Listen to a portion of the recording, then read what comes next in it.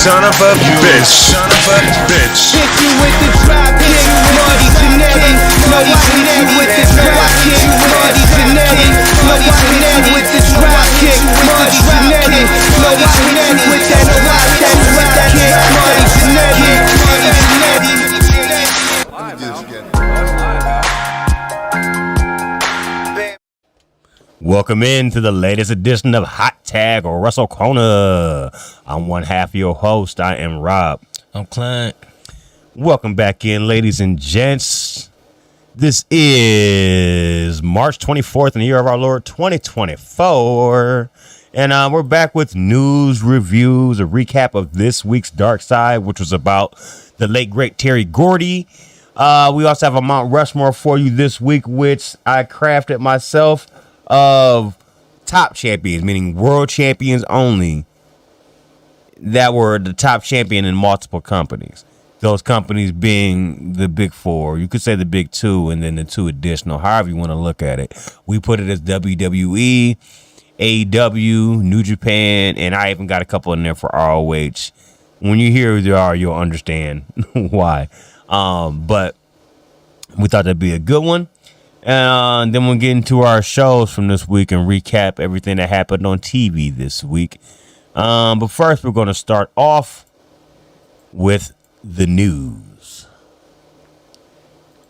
You want me to get it started? I know you're still working on some stuff over there. I'm trying to knock some of these short ones out that I can not actually pull up. Okay. First one. I think we mentioned this last week about how Shayna Baszler will be at Bloodsport 10, which is by one Josh Barnett. We found out who her opponent's going to be, and it's going to be Masha Slamovich. That should be a good one. Good one. Of course, you don't know who Masha Slamovich is. I mean, she literally wrestles like 50, 60 times a year, and that's with her doing her work in Impact. She wrestles in GCW. Like, she fight dudes, bro. Like, that's her. Most of her opponents are dudes. She ain't fighting other women when she go to these indie shows. So looking forward to that. That should be a good match. I will have to definitely check that out. It's one of the rare times too where, well, when Vince was there, Vince didn't like people working at other promotions. So that's one. Get that out the way. Second one, Julia officially confirms herself. She confirms that her work with Stardom is done. It's done. She will delay her WWE. She will delay come to WWE because she want to help Razi Ogawa's new promotion. Which, of course, we all know this stemmed back from where he was fired because they say he was poaching talent. Some more talent that have been released is Yutami Hashishita, which probably out of all these other names on this list, she's probably the biggest one after Julia that's been released. Of course, she had like some banger matches in Stardom. I think we did our top 10 list a couple years ago. Her match versus Suri. Yeah, she was like one of the matches of the year on mine and yours, and you hit me to her. Yeah, her match against Suri, which was just like an awesome match. We don't know where she's going to go. She's one that can be good in all companies. Are any of these the Starlight Kid, or is that a totally different girl? Starlight Kid is totally different. Okay. If they lose her and Azumi, it's going to be tight. Because Azumi is only like 20. Both of them ain't even 24 yet. So that's like the future of your company. Like, if one of them was to leave and go to another company, they can like jump. You know, it's crazy because about Japan, they start early. Like, both of them girls have probably been wrestling for almost 10 years. Yeah. Like, they started like 13. 12, 13. They've probably been wrestling for about the amount of time we've known each other. More. Because we met in, 2016? Yeah, I think more, yeah. That's 8 years. Crazy. They started like... Yeah. So other people's names are Yuzuki is one. Mai Sakurai is another one. So there's a couple of other names. We talked about, like, we was wondering who was some of the names that probably was going to be released to leaving. So almost fucked it up. We're going to keep you updated about more news by any of other promotion league. Like I said, some people like Tam Nagano, she said she's going to stay Maya Tawani is still there, but she's literally there because she got like a movie that they're helping her promote. So them two big names that actually might actually lead. Here's what I want to know is how big of an influence does New Japan have? Like, how big of a saying in this do they have? Because technically, don't they own Stardom? No, it's owned by Bushy Road, basically. Bushy Road owns New That's Japan. right. So the same company owns both. Let's put it that way. But you don't ever see I don't see as much cross promotion that I thought you would see. Consider that you own technically what many people consider the best women's wrestling in the world. You don't ever see, like, for example, they had nothing on Wrestle Kingdom this year. Julia should have been on Wrestle Now, you remember last year I told you they at least had a match on the opening of it. Yeah, cover. And it should have been on main card at that. They didn't. Now, there's other times they do. I don't remember who exactly was in the match off the top of my head. I just remember. No, I think it was. Wasn't that when Sasha like made her what's the name? I don't think so, bro. That's what I'm saying, though. How do you have a talent like her and you don't feature her on your Wrestle Kingdom show? I don't know. Now, this past one, she was hurt. But last year's, you could have capitalized on that. You should have put Julia on Wrestle Kingdom, though. Like, At least. That's your champion. At the least. And her reign, she had like 8 successful title reigns since she had that belt before she finally dropped it at Windy City.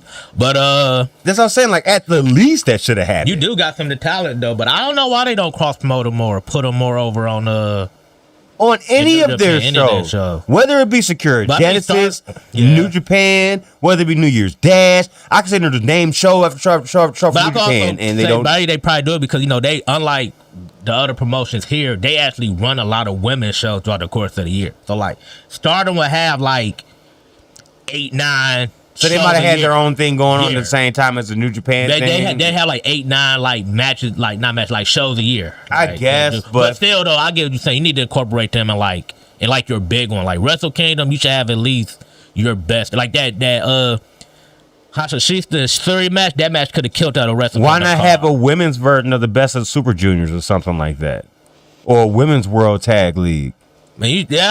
You can. You could put Azunia. I want you to put Azunia and Starlight Kid on the Wrestle Kingdom. I feel like they both get under. They're both young, but I feel like don't nobody really know much about them outside. If you watch like Stardom, like I think I showed you the match like that they had. It's literally like they literally have like it's called like a speed light division, and the match was literally like. You call it Osprey, was it Osprey Ricochet? I said mixed with Macho Man. Flippy shit? Yeah, mixed with Savage Steamboat 3. That's how fast they was going. It's like, you got to keep up with the match. Like, you got to do something, got to pause, because you're going to miss like a bunch of action in like a short collective period of time, though. So, we wait to see if any more names come out that's possibly going to be leaving. I think the big one might be Maya Tawani if she do decide to leave. Like I said, she's only there because she got like contract obligations. Well, a movie actually is why the reason she's still there. Did it say anything about the movie, like what kind of movie it is or what? No, but I'm assuming they're probably promoting it or they're probably behind it. Why she probably ain't leave yet. Somebody like Tam Nagano basically was the biggest star. She beat Julia before, probably will be the biggest star now once she come back from injury.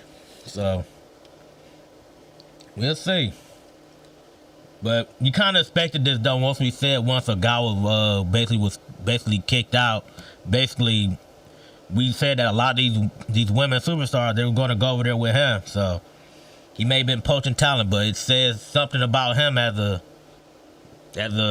person and stuff, if they're willing to leave there to go over there with him. Exactly.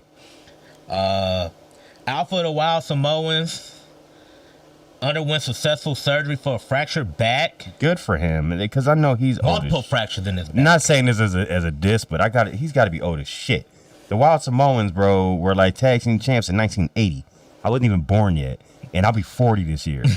So. Shout out to him. Undergo successful surgery to repair multiple fractures in his back. This was made on a Facebook post by his son, as father suffered a fractured back in 2 places following a bad fall. He's still awaiting to undergo heart valve replacement surgery. Fuck, dude. Surgery. A heart valve? Yeah. So. The fuck? Yeah. Some good news though. Well, that was successful news too with the back surgery, the heart valve though, But good news though. Maurice has announced that she is tumor free. Yay. Free. I'm going to try to do this, but I'm going to butcher my French when I say this. Ooh-wee. Ooh-wee. That's my shout out to Maurice, her whack ass theme music. But go ahead. I'm sorry, I don't know French. I tried. As she was diagnosed with serious borderline ovarian tumors, where she had to undergo hysterectomy as a result. She had the surgery 2 weeks ago. She had to remove her ovaries, uterus, severus. I will say, shout out to her also. She's already had 2, because usually when they do that, that's shut down game. You're not having any more. So at least she got her 2 daughters out of it before she had to have this horrible health issue come up, So shout out to her and shout out to Miz. Cause I know Miz hasn't been on TV recently because he's been at home trying to support her. So props to you as a man. Yeah. She said she had lymph nodes in her abdomen. No, my fault. In her abdomen to see if the disease has spread, but she's tumor free. She basically said she gave a rating. She said 7 cases per million of women in the U.S. per year. The fact that they only not found it, but they found it at a manageable stage, which literally saved her life, because most likely would have been lethal if they wouldn't have found it. Mm-hmm. Found it. She said she will rest, follow her surgeons, and then meet with specialists in Houston. And she basically said she gave a major shout out to her doctor. Basically, her team basically said thank you. She's overwhelmed with the amount of support she be getting from family, friends, fans all over the world. And basically, she gave her advice to her women. She's saying, please be your own advocate and trust yourself always. Always. Shout out to Maurice, one of my favorites of all time. Not necessarily for her in-ring work. It might just be for her beauty, but damn, is she fine. So. Props to her. Guess we get to some more news. While one's getting better, well, can't say. I'll say like that. That sounds so bad. And when I think about it. Rephrase it. Yes. Okay, so Raquel Rodriguez unfortunately has been pulled from the active roster. Of course, we all know that she had a bad bout of mast cell activation syndrome, which flared up. When I told you she on that episode of Raw when she won the final spot in the Elimination Chamber, she was like all red and everything like that. Yes. That's because that flared up. It also combines with the fact that she has real bad eczema, so that don't make it no better. As somebody that has eczema, I know exactly how that feels. She's currently listed internally with other talents who are out of action, but it's because of this though. She started hyperbaric oxygen therapy for her MCAS and eczema last week. So hope for a fast recovery for Raquel Rodriguez. Another news story. Let me ask a quick question. Is that contagious? I don't think it's contagious, no. So basically, they're keeping her off TV because of the cosmetic look of it? I think it's something serious. Like, she got to undergo, like, hyperbaric, like, what's the name for it? Like, I don't know, but look more into it to find out exactly. Okay, I'm just wondering myself, because I'm thinking, like, this doesn't seem like a reason that she shouldn't still be wrestling. Like, as I figured, maybe it's the cosmetic look of it. WWE is going to have that on her TV or whatever. I'm thinking, like, basically, she should still be out here, like, doing indies or something with that. Like, if it's not contagious thing. Basically, it's a condition in which brothers get stuff like high swelling, low blood pressure, difficulty breathing. Oh, so it's deeper than just a skin thing. Okay, yeah. Gotcha. So gotcha. So that's why they got her. They took her off the roster. No, I understand. Roster, basically protecting her health. Let's see. Sean Spears announced gives an interview why he decided to leave AEW.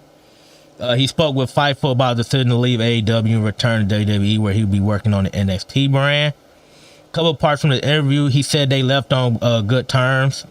He said the reason he returned to WWE because it was a bigger opportunity for his family, a better opportunity for his family. When the opportunity came to go on NXT, he jumped on it.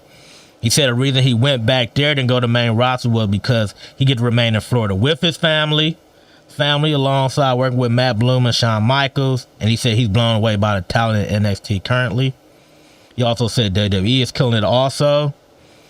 And on him leaving AEW, he said everything was played close to the chest, and that his return happened nearly overnight. The only people that knew was Shawn Michaels and Triple H, and other members in Orlando, certain team members. So no bad blood between. That's one thing I will say. A little more and more I'm noticing too, though. If one of these superstars go to another company, it ain't like bad blood. It's just They like, ain't burning the bridge. it's just like it's like a better opportunity. It's Look like at Cody, you know? Like, he left, went to WWE.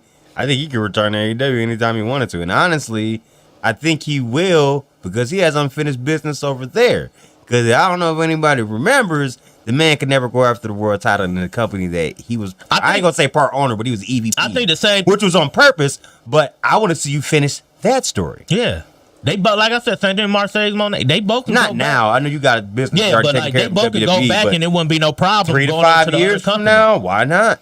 Yeah, it wouldn't be no problem with them swapping over. Like you was talking about Marseille Monet. Like she's people, talking about. Like people yeah. getting on her talking about coming. She can go back. You gotta remember when she had that whole thing with WWE, with the whole thing with her Naomi. That was Vince. You know what else?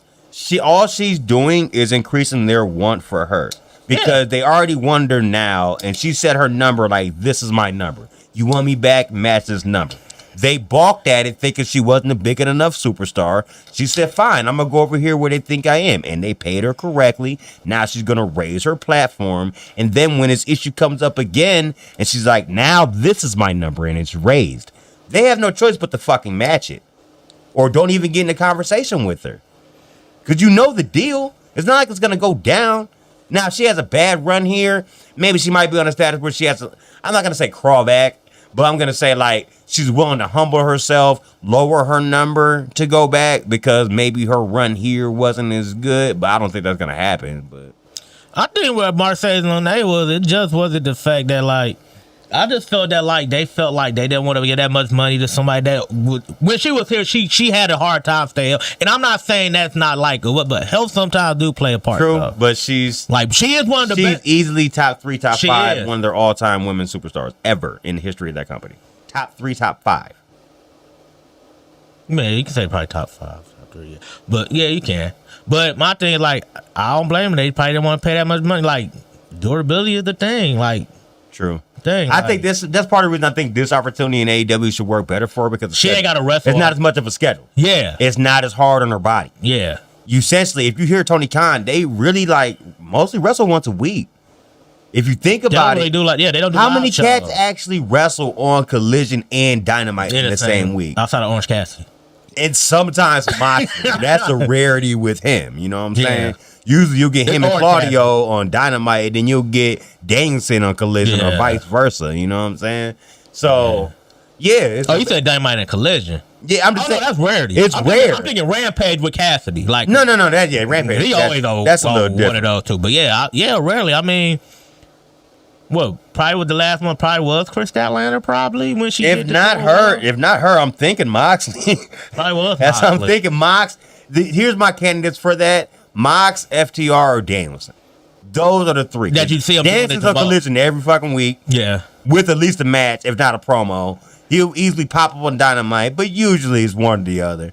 FTR, they were doing both. Remember, they had their feud with House of Black, but then they also would be on Yeah. Dynamite for different shit too. Plus, remember, they were, I'm not gonna say they were sided with CM Punk, but they were CM Punk friends, so they were allowed on Collision. Because remember, he was the gatekeeper for that show for a while. But those are the only ones I could think of: Moxley, FTR, or maybe Danielson. Anybody else, Anybody they're else is not gonna rarity. do two in the same week. Yeah, they're not. And on the women's side, Statlander, you're probably right. Yeah, but Probably. like I said though, like I said, that's a good thing for her because Yeah. like she can elevate. I can feel like she can elevate her status without having to wrestle. Like just like she's so like she got that much charisma. Like the way she carry herself, she's a draw regardless. Mm-hmm. And I also think too the fact that like I think that helps somebody coming up like you got somebody like Rhea Ripley coming up. You're going to pay Rhea Ripley like off what they gave Sasha Banks. Like You have to. Basically, like, so it's a good thing. It matched the price up. I think Cody at some point will go back to AEW. I'm not buying that he's not. He is. She's gonna come back to WWE at some point. And it's gonna what's the name? If she comes back, it's gonna be a final run with Bayley. You know what I find to be more interesting is, can they start showing their talent on TV?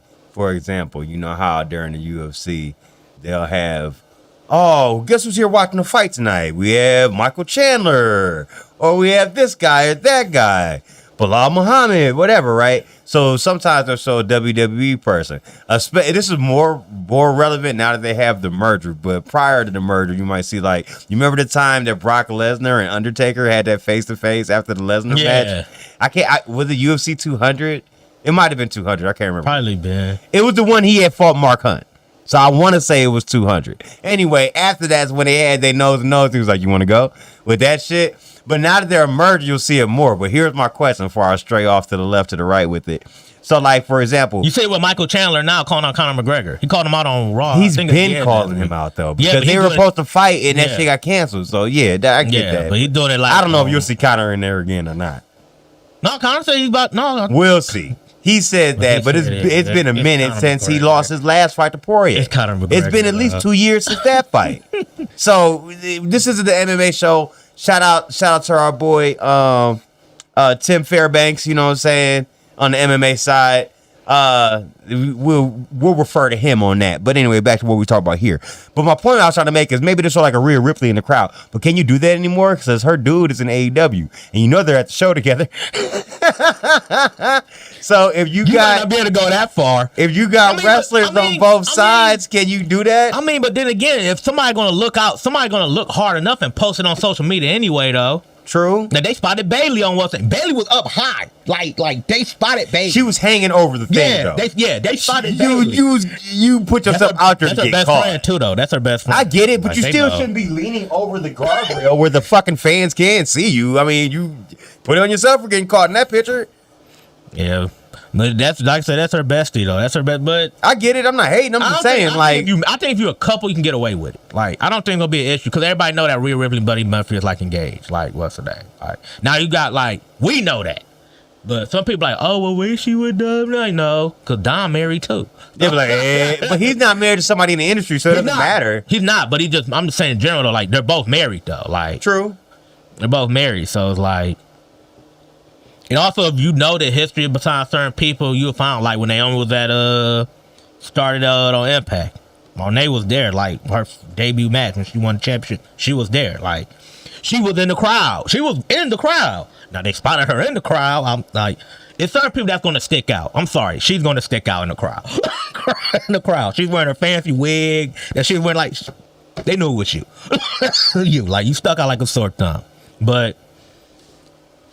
I ain't got no problem with it. I mean, they probably gonna try to shy away from that a little bit more if it depends on the circumstance. But with the merger, you're gonna see that more and more, though. Like, you're gonna start seeing more UFC at WWE shows.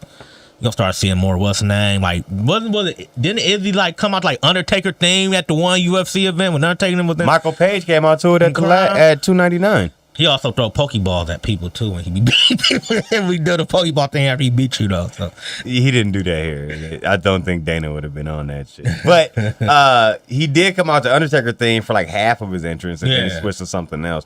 Even though Izzy did it first, but I mean, he did it. Here's my thing: if you do shit like that, win your fight.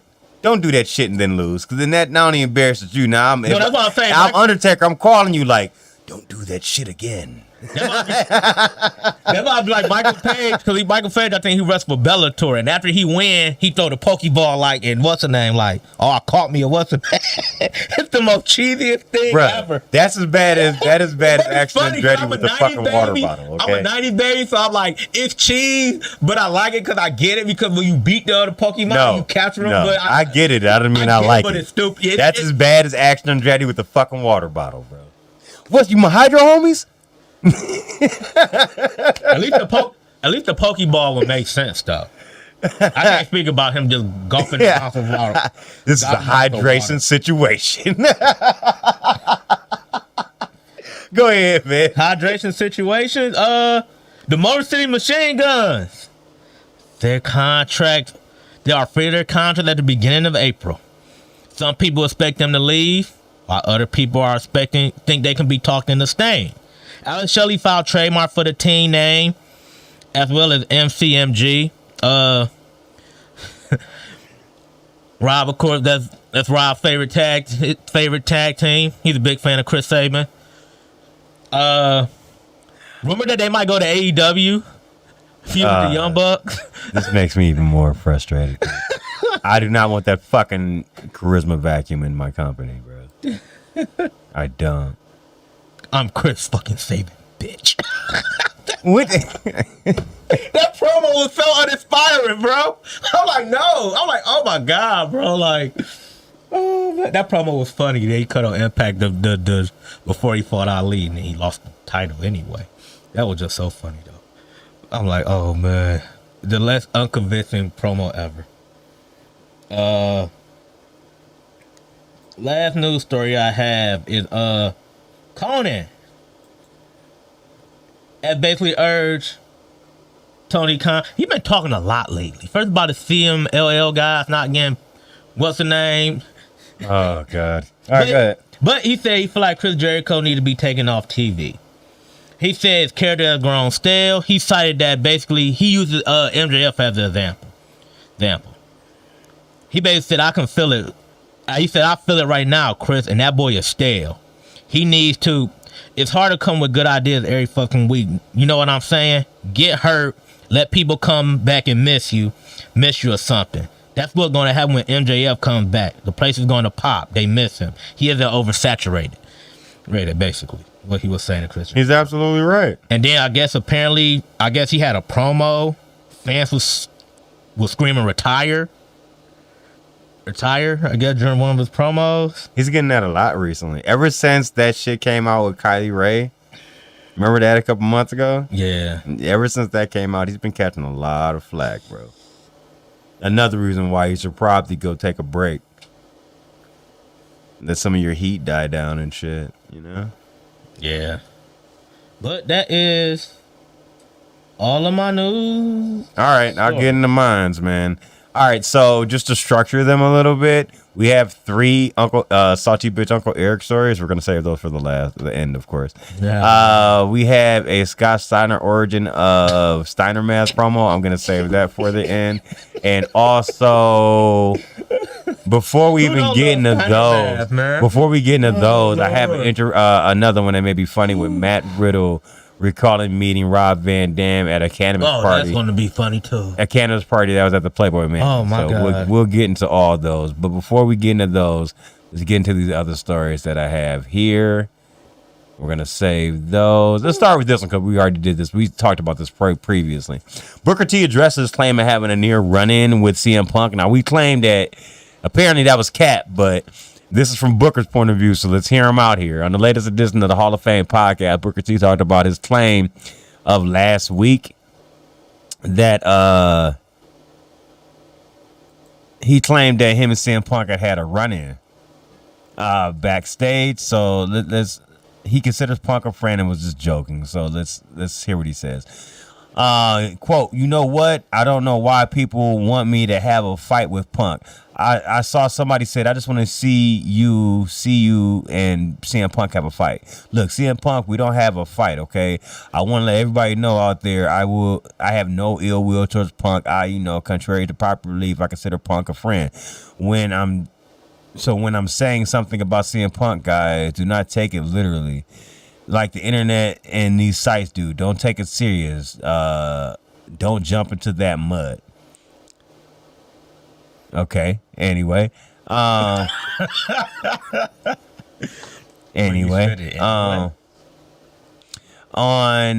things he says on the show, quote, if you hear me say anything on here on the Hall of Fame, this show is show related. I'm trying to entertain my fans. I'm trying to entertain the fans just watching this. I'm trying to give you guys a moment. You ain't got to think about that kind of stuff, all right? So if you hear me say something about CM Punk, Corey Graves, Michael Cole, Brad Gilmore, don't jump into the internet mess. So let's just get that out there right now, because that story, that 40-second story that people wrote, it was clickbait, guys. This was nothing more.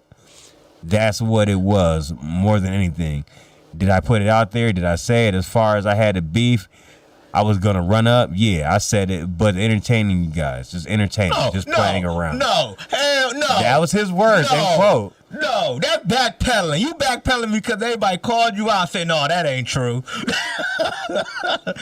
It's clickbait, bro. You whole ass said you and CM Punk almost came to blows, bro. You made it seem like y'all about to have a physical altercation. He did. And now all of a sudden, nah. Now it's different. Now it's different. Backpedaling like a man. He backpedaling like a politician, man. That's what he doing. The Rock denies reports on his frustrations in the WWE.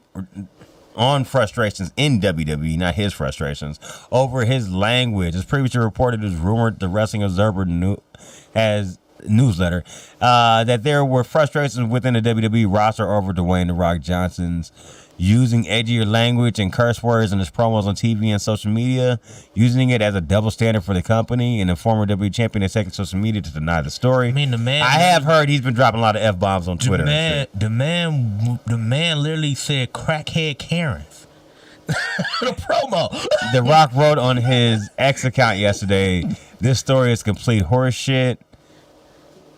The Rock did write on Instagram last week, "Networks and standards and practice have issues with my language, but I'd rather be real than not."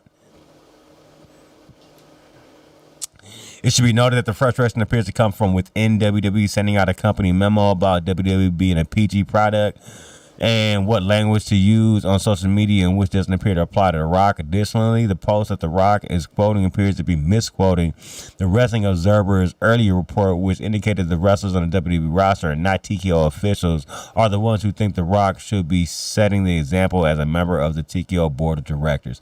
At WrestleMania 40, The Rock returns to the ring on night one. You already know about that. I'm not reading that part of the story.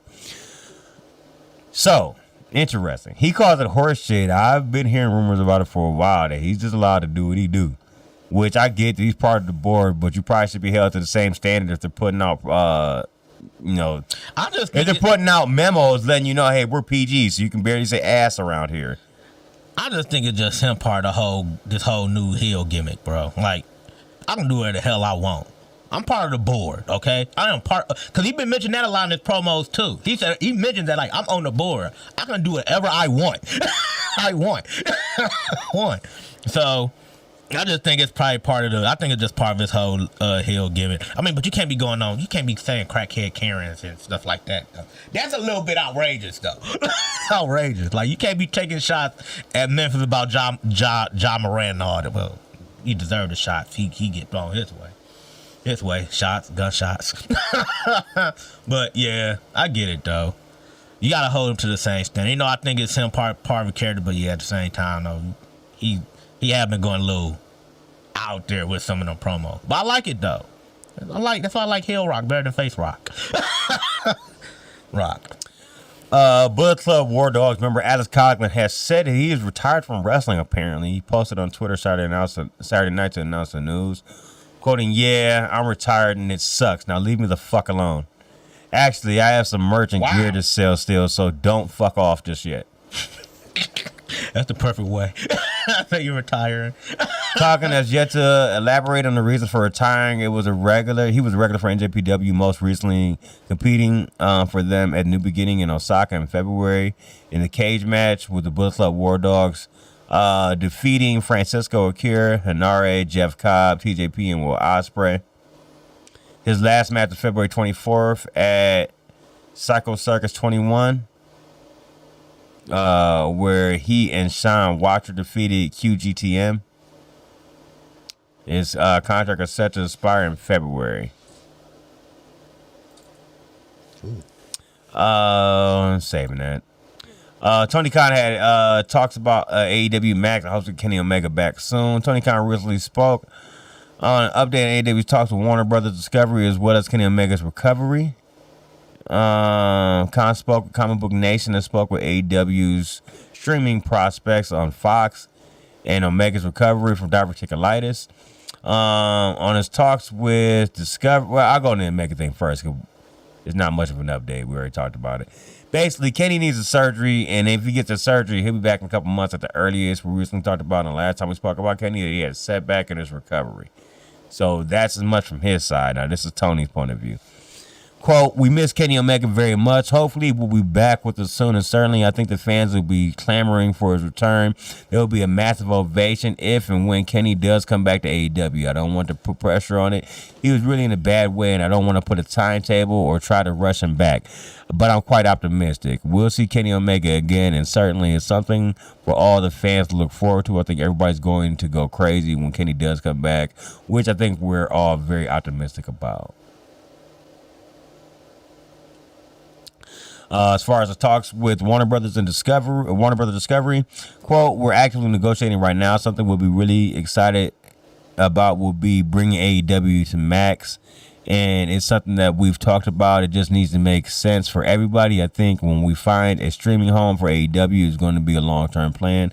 And given that we're up at the end of this year, I think one of the reasons I've wanted to wait is I think when we get the streaming contract figured out, it should be for a long-term solution for the fans so that everybody who waited so long to see this, I mean, it's amazing what we've accomplished in 5 years. So, sounds like they're working on it, inching towards it. Another AEW figure, Jack Perry disputes apologizing for CM Punk fight and says he was denied his AEW release. So Jack Perry denied claims that he apologized for his backstage fight with CM Punk to Tony Khan and said that his request for a release was shot down. It was reported today that Jack Perry was reported that he did apologize for it. All this was reported by Brian Alvarez of the Wrestling Observer. Now the reports that he denies those claims, saying he never texted Tony Khan to say he was sorry and that he told Khan's lawyers that he wouldn't initiate fresh contact with the AEW owner.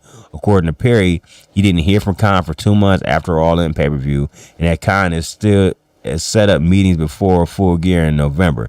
During the meeting, Perry said there were discussions of plans to bring Perry back in December. He said that those plans were scrapped after Punk returned to WWE at Survivor Series. Perry, excuse me. So you're gonna continue. Let me finish. Perry was working for New Japan and said that he wanted to work Wrestle Kingdom but couldn't for logistical reasons. He said he worked with Khan and Rocky Romero to arrange his current NJPW run. He also said that he asked for his release from AEW contract but was denied and is still under a deal there. He says that his plans to bring him back and that he has neither talked to Khan in months nor cleared anything he's done in New Japan storylines, such as ripping his AEW contract up on TV or calling himself a scapegoat. So he's just winging it on that. He said that they had something planned, so I'm assuming they still was gonna have. So he's gonna probably feud with Punk before the whole thing with Punk getting fired. Right. Okay. Britt Baker shuts down false rumor being spread about Mercedes Moné and AEW. Britt Baker took to social media to shut down rumors attributed to Dave Meltzer, claiming that veteran women's wrestlers were upset with the amount of money that Mercedes Moné has signed to in the company. Quote, this is a fake Facebook post, you dumb fuck. Excuse me for my language trips. You all can post all your apologies in the comments below. Dumb fuck. Oh, God. Dijak recalls we learned from his time in Retribution. Oh, Lord. I was waiting on this one. In response to a fan's post on social media, the NXT superstar recalled his time as T-Bar in Retribution. While it was an awful time for him, Dijak noted how much it taught the members of the group. He wrote, quote, obviously, hold on. You was dressed like Mad Max, I got bro. you. Obviously, I shit post a lot, especially about T-Bar and Retribution, and deservedly so because it was awful. But I'll say this. It taught us perspective, how to endure, how to appreciate, how to fight for everything. Take something valuable from every experience. We did. Let's see where the stats of all y'all are now. At least he's getting a push on NXT. We don't know what's up with Mia Yim. What you say? Slapjack probably having the best one, ain't he? Slapjack in New Japan? Yeah. He's probably having the best one out of all of them. I think he got Ali. Ali is a champion on it. Yeah, okay. I mean, I don't know. I mean, Slapjack got his actual name back. He's over there. And he's over there with his home country, and he's back with his TM 313, the tag team partner. So that's he cool. might have the best success out of all of them. I bet he's probably enjoying it the most. I would say that too. Yeah, I would say that. You know, man. ain't. The quote he responded to was, RGD Entertainment wrote, "I'm not being a jag when I say this, but T-Bar walks so Dijak could run." I don't know, buddy. Dijak was running far before T-Bar started. He had to take a sidebar to do T-Bar and then go back. I was about to say, you seen his matches with Keith? That's probably somebody that probably ain't watching earlier in that. I'm like, you seen his match with Keith Lee? You know, Dumb. for real. That man had wars. IWGP World Title match: John Moxley and Morris set for NJPW Sakura Genesis. So recently, Yota Tsuji had won the New Japan Cup, earning himself a title shot against his stablemate Tetsuya Naito. At Sakura Genesis, he defeated Hiroki Goto in the final. So that match happened at Genesis. Also, Never Openweight Championship, Evil taking on Shingo Takagi. Ooh. Sho taking on Yo for the Junior Heavyweight Championship, which should be interesting because they were a tag team for years before they finally split like 2-3 years ago. One's face, one's heel, so it should be interesting to see how that goes. It's probably going to have a lot of fucking House of Torture fucking involvement in it, though. I would say that to begin with. IWGP Tag Team Championship, Bullet Club of Chase Owens and Kenta taking on Bishamon, Hiroki Goto, and shitty ass Yoshihashi. I was just about to ask about him. Yeah, he's shitty for life to me. I was about to ask about him. I'm like, man, where your boy on this card at, man? Shitty to life for me. IWGP Junior Heavyweight Tag Team Championships, Bullet Club War Dogs, Clark Connors and Drilla Maloney taking on Catch 2. It's supposed to be Catch 22, but it's Catch 2/2. Francisco Akira and Catch 2/2? Yeah, that's what it says. Okay. Francisco Akira and TJP and Intergalactic Jet Setters. Hey, man, that weird ass mask he be wearing. Intergalactic Jet Setters, which is Kevin Knight and Kushida. By the way, you were talking about Shelly. Like, I guess they got a deal where Kushida goes over there. Kushida's New Japan full time though, so. Oh, he's not in Impact no more? Uh-uh. Oh, okay. Because last time I've seen, okay, well, that changed the whole thing about Alex Shelley then if they do decide to leave, go to another promotion. Speaking of Jack Perry, Shota Umino and John Moxley, who is basically John Moxley's young boy for his time he spent in New Japan, will be taking on Ren Narita and Jack Perry. So that should be interesting. Just 5 guys: Doki, Yuya Uemura, and Sonata versus United Empire of Callum Newman, Grado Khan, and Jeff Khan. It's not the same Sonata, bro. I like the mask too damn small for his fucking face, wild blonde hair Sonata. This old button up in a suit and slick back black hair Sonata is not the same guy to me. I thought the other one, it's the same person. I just feel like that version was a better wrestler than this one is, personally. But hey, this one's been a world champion, so what can I say? Los Ingobernables de Japón, Bushi and Hiromu Takahashi taking on Bullet Club War Dogs, Gato and David Finlay.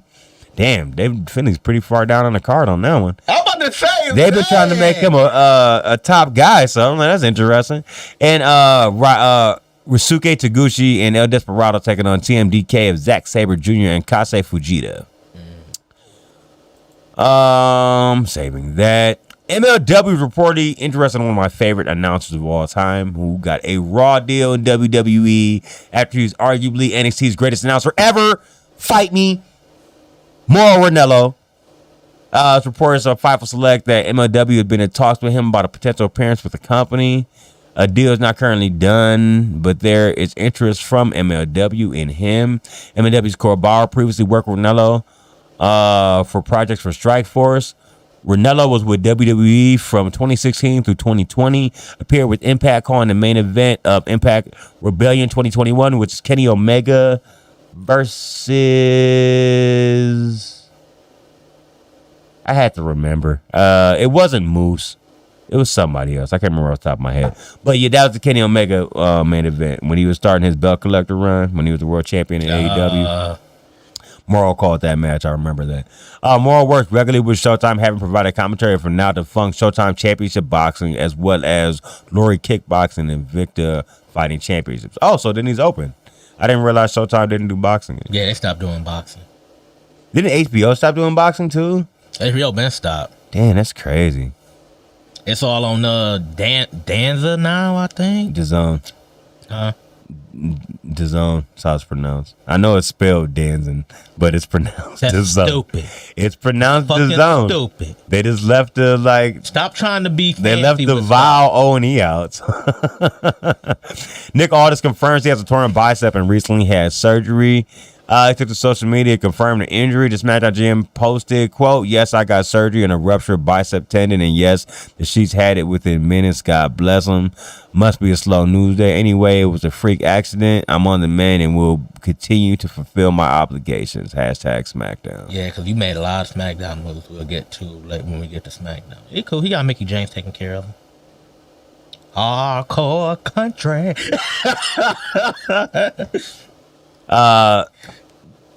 You got about six stories here left. We'll get through them quick. Tony Khan recently said after she made her debut at Big Business, she discussed the fit of having Monet in the promotion while appearing with NBC Boston. Quote, "Mercedes is one of the greatest wrestlers in the world.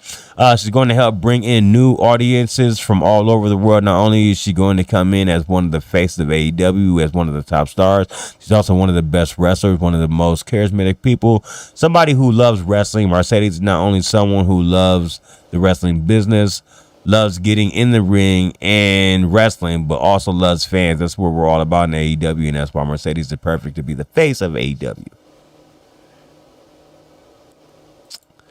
Moving on. We're getting slowly close to the funny stories. Okay, let's do Goldberg, and I'll go Rousey, then we'll go Matt Riddle, Scott Steiner, then end with Uncle Eric. All right, so Goldberg says he can only apologize and say sorry so many times for ending Bret Hart's career.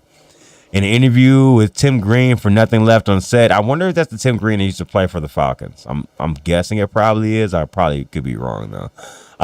Goldberg spoke about the Aaron super kick that basically ended the career of Bret Hart.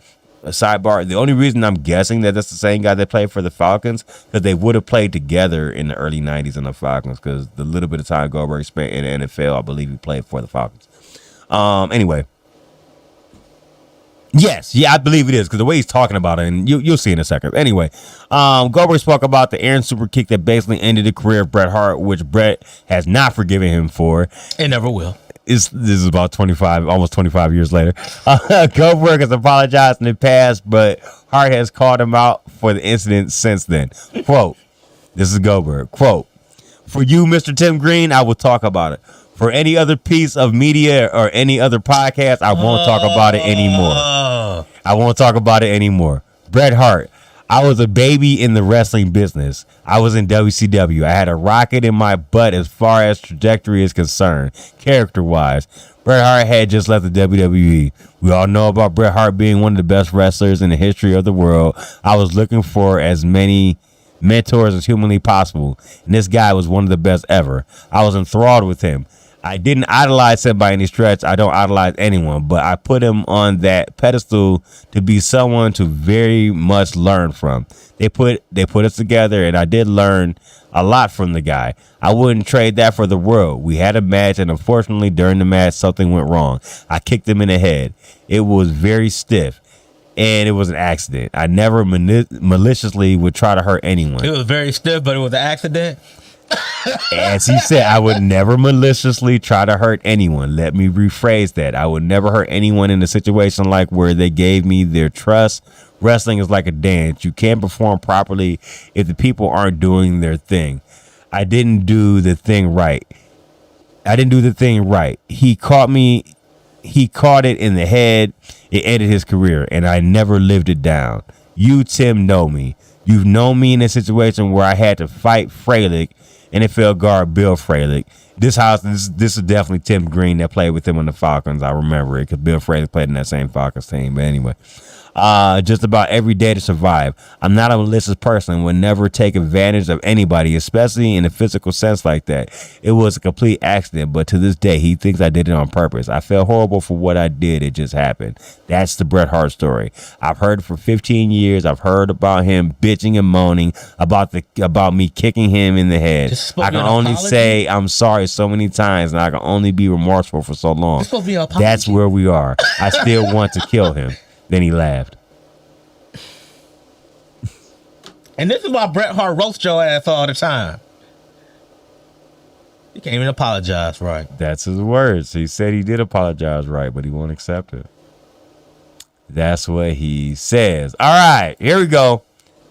Throw another log on the fire for this one. So Ronda Rousey has a book coming out on April 4th. It's ironic all this is happening during Mania season because it comes out the Wednesday before the Mania. That's that Saturday or whatever. But anyway, or that Thursday it comes out. Ronda Rousey released her book, her second book, and it doesn't hold back when it comes to her opinion of Vince McMahon. Inside the Ropes reports that Rousey has taken several shots at him in the book, both personally and professionally. The book, Our Fight, will be available on April 14th. I swear I just saw April 4th, but here nor there. WrestleMania season nonetheless. On Vince McMahon as a person, quote, NXT was founded by and under the control of Triple H, real name Paul Levesque. In addition to being my in-ring WrestleMania nemesis, he is arguably one of the best professional wrestlers in history and one of the better people on the business side. He is married to Stephanie McMahon, who is the daughter of WWE. He is the listen to this. Wait. Hear me out. He is married to Stephanie McMahon, who is the daughter of WWE's Emperor Palpatine, Vince McMahon. Do you know who Emperor Palpatine is? Because I know you're not a Star Wars guy. I'm not. All right, so if you've ever seen, he's basically the guy that's above Darth Vader. If you know who Darth Vader is. I know who Darth Vader is. Yeah. So basically, he's Darth Vader's boss. Oh, okay. In the Star Wars thing. Because I watch Family Guy, Stewie always play Darth Vader, but he always be talking to somebody else above him. Yeah, Palpatine is like the end all be all, the end boss, like Rock calls himself. He's basically the Vince McMahon of the. It's the way she did it, though. Of the Star Wars universe. Well, he's the businessman. Like. Well, everybody loves him. Everybody loves your daughter. They just can't stand you. She led basically to roasting him, which is funny. Vince took over the company from his father in the early 80s and spent the better part of 40 years playing a real world pro wrestling version of Monopoly, buying up and absorbing smaller promotions until he basically owned them all. This is in the quote. Oh, this is all in the quote. Okay, I'm guessing this is directly from the book. Okay, Rhonda. Let me go back and say he spent the better part of 40 years playing a real world pro wrestling version of Monopoly, buying up and absorbing smaller promotions until he basically owned them all. It's hard sometimes to know where the evil, unethical slimeball character of Vince McMahon played out for the camera's ends and the actual questionably ethical, many times sued, multiple times accused of sexual misconduct, Vince McMahon begins. The blurred line between character and reality is a recurring theme within the WWE universe. End quote. There's more. Oh, yeah, there's more. Okay, cool. It's not going to take all day, but there's more. And WWE going to Saudi Arabia, quote, pay-per-views are held in major cities like New York, Los Angeles, and Philadelphia, as well as now twice a year, Saudi Arabia, a nation that restricts the rights of women in a way that I'm certain Vince McMahon wishes he could. End quote. On WWE's casting couch culture, quote, WWE loves to do well-produced video segments about the legacy of women within the organization, but the truth is women have largely been footnotes. For the longest time, they were relegated to serving male characters in a valet role, an overly sexualized supporting character that takes cheap shots when the ref isn't looking. Over time, as the level of female talent grew and society as a whole started to shift, the organization gradually expanded the role of female wrestlers. WWE builds itself as a sports entertainment organization, and just like the mainstream entertainment industry, there was, by all accounts, a casting couch culture where men backstage in powerful positions pressure female talent for sexual favors in return for airtime. There were so many public accusations and scandals, it's hard to keep track. And more than that, I'm sure that WWE managed to sweep under the rug. End quote. on the problem for women in WWE, quote, and it was only after WWE was basically armbarred into it following a global social media backlash to hashtag give divas a chance after divas were given a total of 30 seconds, less time than it takes most people to read this paragraph for a nationally televised tag match. 4 women were given less than a collective wrestle were given less time to collectively wrestle than every single man on the roster got for his intro music alone. Presented this information as a person outside of the wrestling world, you might draw the conclusion that there was a troubling foundational sexist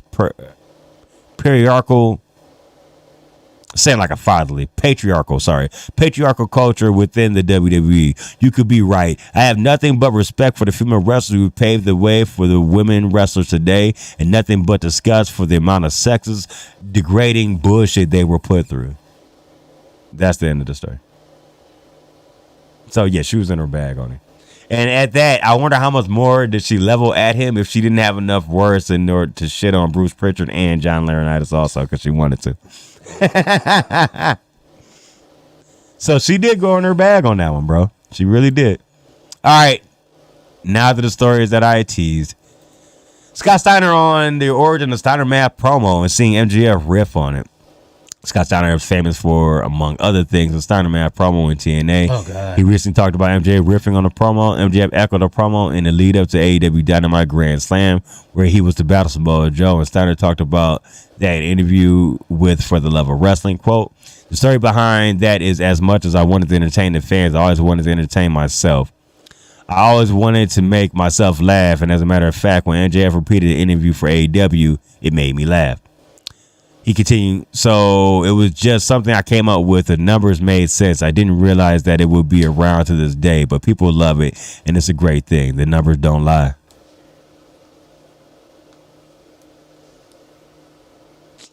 Alrighty. Next, Matt Riddle discusses meeting RVD at a pop party at the Playboy Mansion. Matt Riddle recently revealed he met RVD for the first time at a cannabis party at the Playboy Mansion. Riddle did a Q&A at the For Love of Wrestling convention in the UK and recalled the meeting. On his run-in with RVD, quote, we were all there, and I'm in the grotto, and I see Rob Van Dam walk by, and I'm like, no way, Rob Van Dam. Of course, Rob looks at me. I don't think he knows who I am. I just got off the Ultimate Fighter. And he goes, you're Matt Riddle, the fighter dude. And I was like, no way, you know who I am. And then we hung out, partied, and had fun. On whether he'd rather team with him or face him, I think every good team, you've got to fight first. If we were on a team, if we were to team up, I would like to go against probably the Young Bucks. That's probably a really good match.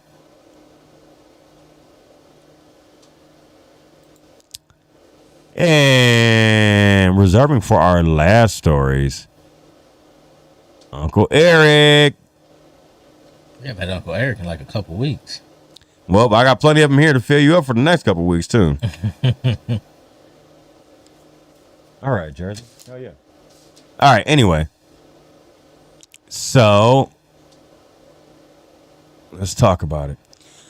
First one, he says they didn't capitalize on Mercedes Moné's AEW debut. This is all on his podcast. On Tony Khan not capitalizing on a debut, or what he says. Let's see. Quote, there's a million different ways they could have created an actual story and threaded it through and constructed that story within a story. That thread, we'll just call it a thread. That thread with Monet, and you know what you want to have happen at the end of the show.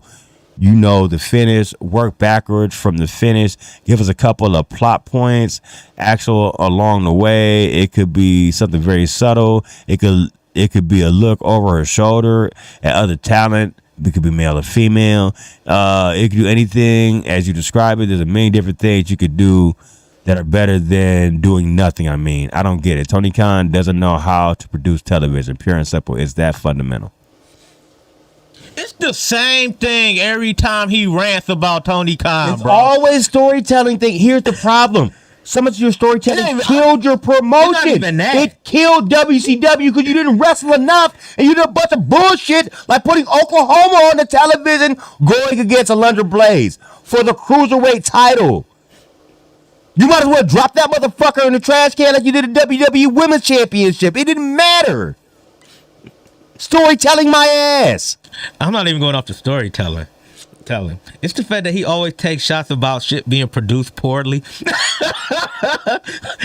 That's his go-to. We ain't got to talk, we ain't gonna keep rehashing all the bad stuff he did.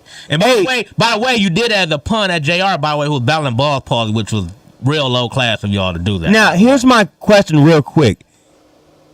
Maybe that's a different guy. Never mind. I'm not even, not important. Anyway, on the WWE trying to bring in casual sports fans with licensed championship title belts with the NFL and MLB. They're doing that with MLB, yeah. So, like, they made one for the Rangers when they won. They made one. No, they got them where they got one like all teams. You can buy one for each team. Yeah, that's whack. A money grab. I know. It's whack. Quote, that is the goal for making a shit ton of money. I mean, I would like to know how much revenue is created for WWE, especially for the replica belts and championship belts and these kind of souvenir collectibles. I mean, it's got to be a massive number. Every time I go to a big event, I see people walking around with this stuff strapped over their shoulders, and they're not cheap, you know. And he's right. Like, most replica belts cost between $350 to $500 easily. Yeah, they cost money. And they're not cheap, you know, and some of them are really, really heavy, and they're nice. I mean, holy smokes. I'm just curious. Brandon Thurston, if you're listening, let's do a little research to find if we can. I'm not sure if this is buried in SEC filing somewhere deep. You probably have to get a forensic guess time on how much revenue is being generated strictly out of all the WWE merchandise, especially their belts. That would be a cool number to know. I don't know why you added that in here. I don't know. Anyway, all right. So next, Uncle Eric's story on the Rock issue with people having problems with it backstage. Overall state of wrestling business, quote, that's a fun question. I mean, I think the state of wrestling business is extremely strong. I don't know how anybody could deny that. I mean, it all comes down to revenue. That's the ultimate measuring stick of how much revenue is being generated in professional wrestling industry. I don't know. That means every time it's ever been as close as it is to being successful as it is today. So by that measure, it's hugely successful and continuing to grow, primarily because WWE and all the inroads that they're making. Only WWE, okay? Well, figure he's not going to give any AEW any love. Yeah. With sponsors, you know, with premium live events, city bidding. I'm here in Minneapolis, and one of the big news stories yesterday on local news is that Minneapolis is in the running for WrestleMania, and there's as much excitement about that here locally as there will be to be in the Super Bowl. Let's be honest. What's coming? What is it to be excited about in Minnesota right now, though? Be honest. Timberwolves are okay right now. I guess, but outside of them, what? You ain't excited about the Vikings? I don't think they're y'all about to draft I don't think y'all got a hockey team. They do. They're not good. Oh, okay. They're middle of the road. Oh, okay. Well, hell, they're probably better than the Blue Jackets. Their baseball team, didn't they just win a division? You would know that because you're a Guardians fan. Let's be real. I'm a Guardians fan. Come on, that's one of the weakest. That's probably the weakest. Hey, team listen, in baseball. the Yankees own them in the playoffs, so I don't think about them. That's one of the. I'm just saying. That's one of the weakest divisions in baseball. It is, and it's coming from a Guardians fan. Yeah, it's one of the weakest divisions in baseball. They did win it last year, but you can easily win that division. No, the White Sox can win that division if they get hot at the right time. But yeah, ain't nothing to be excited about Minnesota except it is mainly at the moment. And the Timberwolves. Let me continue because this is a long ass fucking story. Oh, we got a lot to go, and we didn't even fucking get into the shows and shit yet. You know what? You got that much time, WW, about the. It's a lot. You think about the Rock thing? We didn't even get to that part of it yet. Oh God, he ought to be. Long-winded fucking ass. He be doing that. Be doing that shit. That's like Jeff Jarrett. When Jeff Jarrett give that whole costume. Right, and it didn't. By the end of it, we was like, "Why did we read that?" He ain't say nothing about CM Punk, bro. A fight whatsoever, man. All right, so back to the state of wrestling. Continuing to grow. Inroads are making, building. Talking about Minnesota. Blah blah blah. Super Bowl coming. I mean, it was crazy. They were interviewing people on the street. It was nuts, and I was proud. I was excited, not because I have a dog in the hunt. I'm not there. I'm not going to be there, and I don't want to be in WWE. I'm having fun as being a fan. But to see that energy and amount of excitement for a premier wrestling event, for sure, WrestleMania, the biggest of them all, and to see that as exciting, and see that the same thing happening in Perth, Australia, and in France and other parts of the world, I don't know how you can be a wrestling fan, or in my case, somebody who spent 30 years in the business and is not really excited about the growth. Television is a different, they're going to use television ratings and the numbers that people are watching television in the United States as your barometer. Then you might have some issues. You might have a debate. You might have some questions, but you just look at the revenue that's generated by the industry. That's really all that matters, because the revenue is generated in different ways. Some of it's obviously by television. That's a big piece of the revenue puzzle, right? Television rights fees, but there's so many more aspects as and all of that is growing. I think that the fact that Warner Brothers Discovery rolled the dice with AEW and was willing to give them an opportunity, perhaps the opportunity will pay off. We don't know what things going to happen in the future. Perhaps they'll pay off. But that's an exciting thing. There's a lot of reasons to be optimistic about wrestling business in general, regardless of how you feel about any one promotion. That's how I feel about... Take your own advice. You just said take your own advice. That's how I feel about the general. What's good? I think I covered the good, which is growing. The bad, I don't know if there's anything bad in terms of it hurting the business. I think there's some I think of some of the extremes that some people try to go to get themselves over in the environment we have today in television. I think that's pretty bad and can get ugly. The blood, I think that going to extremes of violence in lieu of art, and by art I mean storytelling component. Here we go. You know who that's directed at. We talked about earlier. I won't beat up again. Quality, discipline, structure, storytelling that's compelling and gets the audience into the programming. That's the art of it. I think the art of storytelling in the ring is a big part of it. And I think sometimes there is a tendency by some people and their producers that will work word again. I told you that they work with to go to the extreme to try to get attention and awareness, and that extreme is usually excessive amounts of violence and blood. I don't think that element of the product and presentation of the product can make up for the lack of story and the lack of characters. So I think that relevance upon and the go-to for that kind of extreme and that extreme element of professional wrestling has always been there. I think today's environment is bad. It's a bad choice. It's because ultimately it returned program directors, television networks, advertisers, and that's bad for business. I think overall we're in a pretty healthy state of affairs. I feel them there. You shouldn't have a death match with a pizza cutter involved, and then in the middle of that match, like a picture-in-picture show, a fucking Domino's commercial. AEW, that did happen. I get it. But it's not like that something happens on a regular. And I don't hear them losing sponsors. So, anyway. He still got more? Yeah, unfortunately. Oh, my God. Now we're finally getting to the bulk of the story, which we're supposed to be here before to begin with, was the Rock thing. On reports, the superstar not liking what the Rock saying in the promos, quote, "They have been entertaining, and I agree with you. I'd love to see us get away from them scripted promos. When I say us, I don't mean content-wise as much. It's not like I mean the kind of language that we're talking about is the kind of stuff that The Rock has been saying, particularly in social media. Occasionally, appropriately done, can enhance the story or the moment and make it more interesting and feel more real and honest, because that's how people talk. That's how politicians talk. It's how teachers talk. It's how business executives talk. Maybe not in public, maybe not when they're on camera, but it is a conversation of our lives across the board for the most part. Not everybody, but for the most part. And sometimes done judiciously and appropriately, it can make things feel more real. It can have that kind of, I don't want to shock value because nobody is shocked, but definitely makes you notice when you hear something in terms of, F-bombs or whatever that you wouldn't normally hear on television.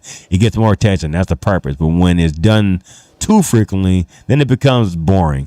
It becomes a crutch, and that's the best way. It becomes a crutch, much like blood and extreme violence and jumping off a fucking ladder that the referee's holding for you onto a plate of glass when nobody's around. I knew it. I fucking knew it. Man. So basically, we just previewed the next one he's going to talk about when we get talking about the Sting match in a second. There you go. I knew it was coming, bro. I knew it.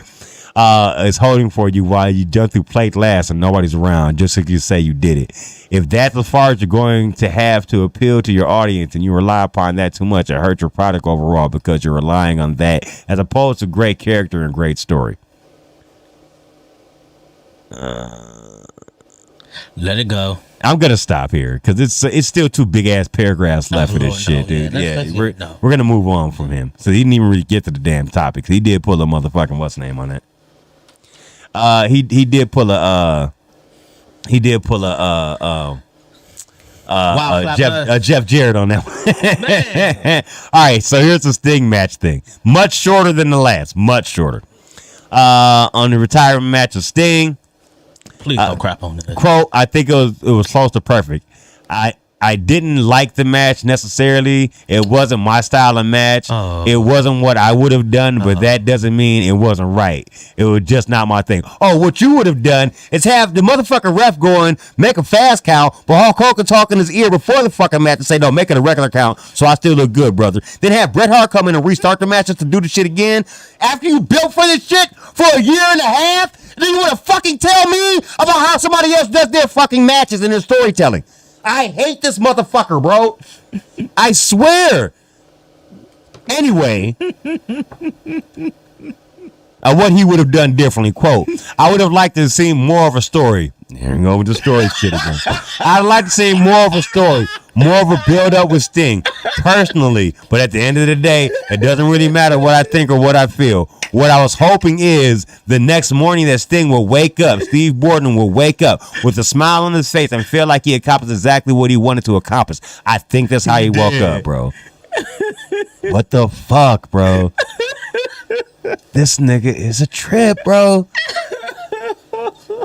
My bad for the N-bomb. I'll be trying to check myself. But sometimes they just slip with this cat. Finally, on the last one, I saved this for last. On being brutally honest with his criticisms of wrestling and AEW, which you just heard, nothing that was there was supposed to be. We're going to hear production. Besides the Sting match, none of that was supposed to be directed. The question wasn't directed at AEW. And somehow it comes full circle to AEW. We're going to hear production and storytelling.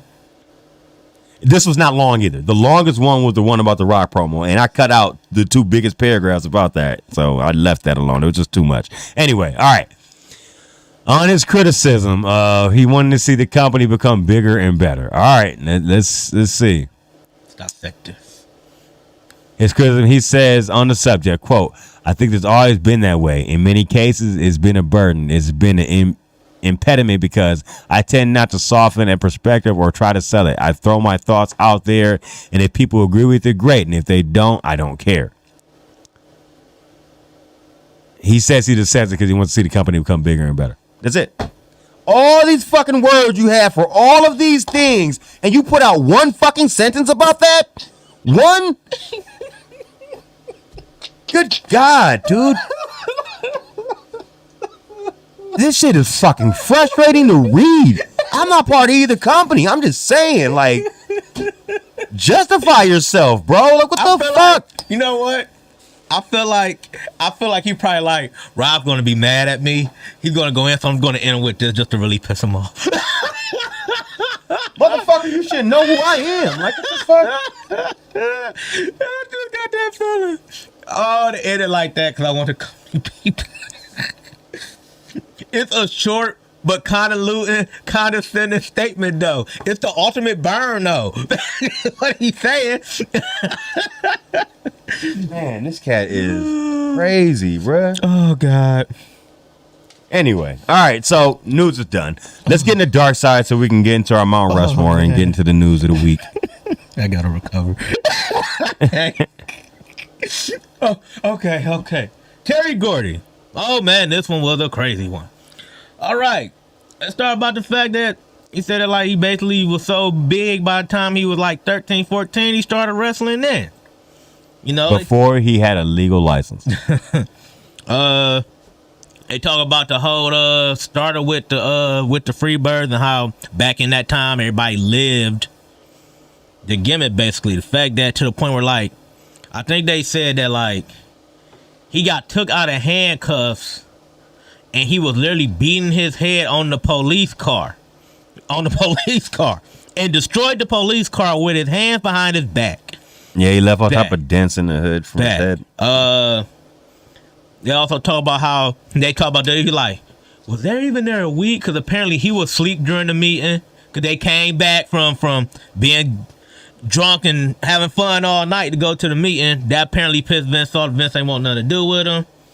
And they talk about probably his match, his tag team with Steve Williams. The Miracle Violence was probably one of the best names ever for a tag team. They talk about how like the connection, the synergy between them was just there. They were just both hard hitting and bruising. He said that they kept showing videos of Steve Williams talk about like, man, he would just go too hard though, bro. Yeah. Like I had to carry him out of a party one time and take him to the hospital. Yeah. Out of a bar in Roppongi or something like that.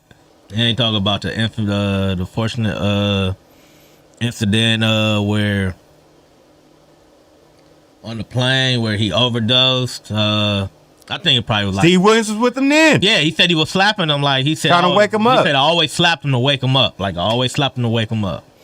And then basically after that they said that's when like the down kind of went. What's the name, man? He still went through the motions, but it was almost like he was a shell of himself. Said he wasn't there. Like he was like a shell of himself. Like the body was there, but it wasn't nothing inside the vessel. Like Jim Cornette said that he heard he was wrestling indie shows, and he's like, man, we can get him and Jim Crockett, you know, we can get him there. We can do something with him. And you talk about how like the power bomb just wasn't there, the punches just wasn't there. He said he had a story one time. He walked up to him. He's like, "Can I do the power bomb or something like that?" He's like, "You do whatever you want, you know."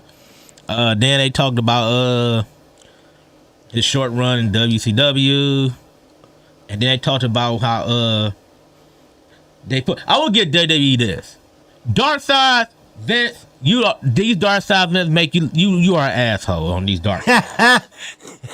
But I will give you credit for this though. The fact that like you put him under a mask so that fans then know like that's actually like what's the name, which I respect you for that. And it took the Undertaker basically saying like, bro, this not gonna work. Like, and if it was a star at the time that could tell, it was Taker.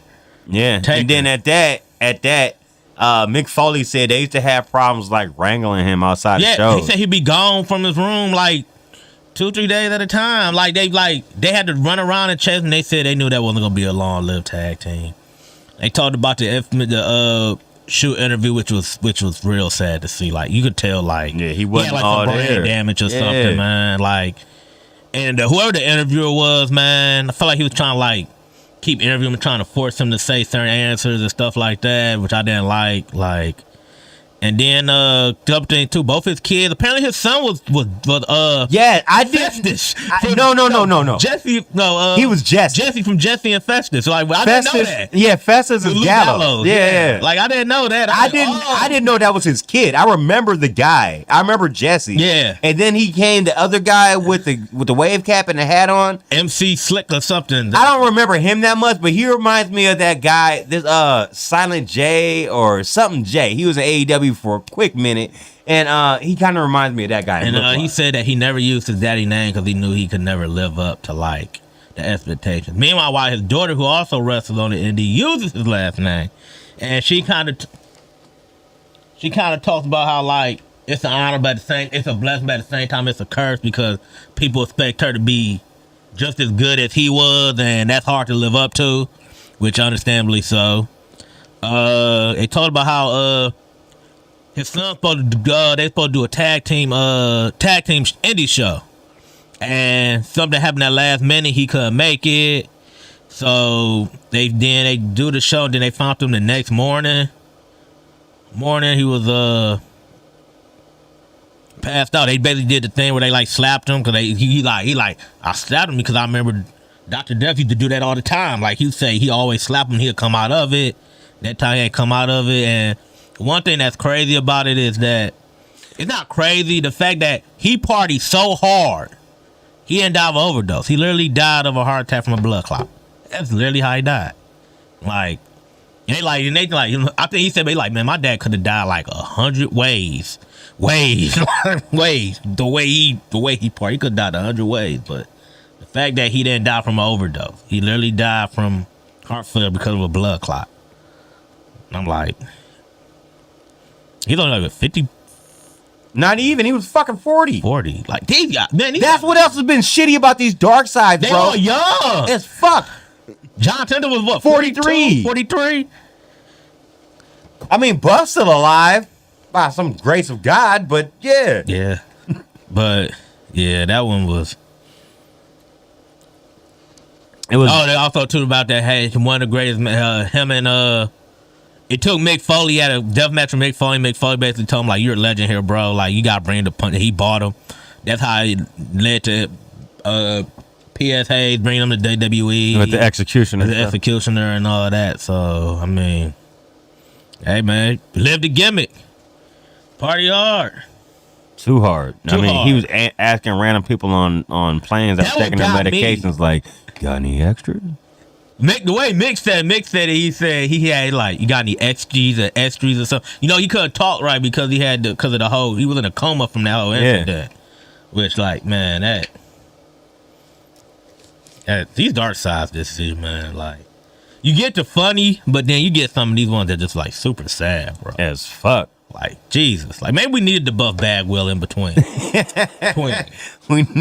We needed that. We needed that palate cleanser.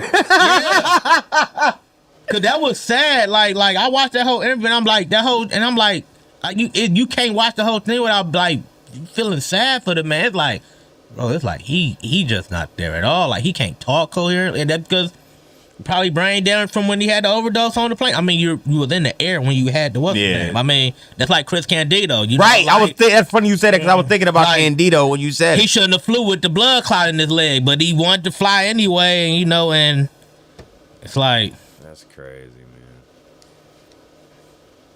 man. I am glad that they pulled up the old clips of Dr. Steve though talking, you know, like that was. I'm glad that they did that though. 'Cause, like you can't do the dark side of Terry Gorham without him.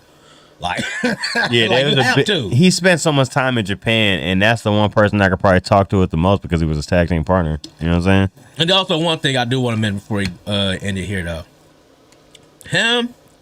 the downfall of him with the whole thing not having no more actually was kind of a good thing too because they said he was more. It allowed him to spend more time with his kids.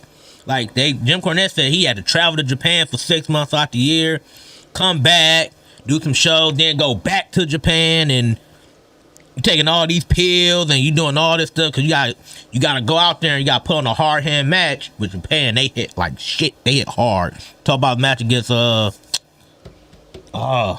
They talked about that match. They said like one of the top 5. It's like one of the top 5 greatest. That Japan man got matches of killed in the all ring time. from how hard he went. Yeah, So that should tell you something. yeah, and He literally snapped his fucking neck. go back and forth, you know. So it's toxic. It takes a lot on your body, especially going to Japan, going back. But God works in mysterious ways. Maybe the whole incident on the plane, that was a good thing because it got him closer to his kids. It wasn't good because of the after effect and everything, but they say he was a great dad. Like he was always there. He was taking videos. He was always there. But That's crazy. All right, so let's move on from Dark Side to our Mount Rushmore, which are world champions, top champion in the company in multiple major companies, meaning WWE, WCW, NJPW. I even got a little bit of Ring of Honor, and I got one TNA member in here too. But actually, he was the head champion of 3 different companies, of the ones I mentioned. So, my honorable mentions before I get to my main 4 on my list. So I'm gonna mention the people that I'm not gonna say they're shitty. They're not. One person on here I fucking hate, and one of them on here is also a murderer. But I mean, considering the subject, I had to mention them. But it's funny I say that. So I was watching, real quick sidebar. So I was watching Wrestling with Regret earlier, and he was talking about Sold Out 99 or Sold Out. Yeah, Sold Out Chris 99. Benoit had the belt for like a day. Yes. So there was a part during the I match. couldn't even count. That's why I couldn't put him on my list. Like, he was the champ, but like, he was leaving. So it was like, do we put it on him anyway? There was a part.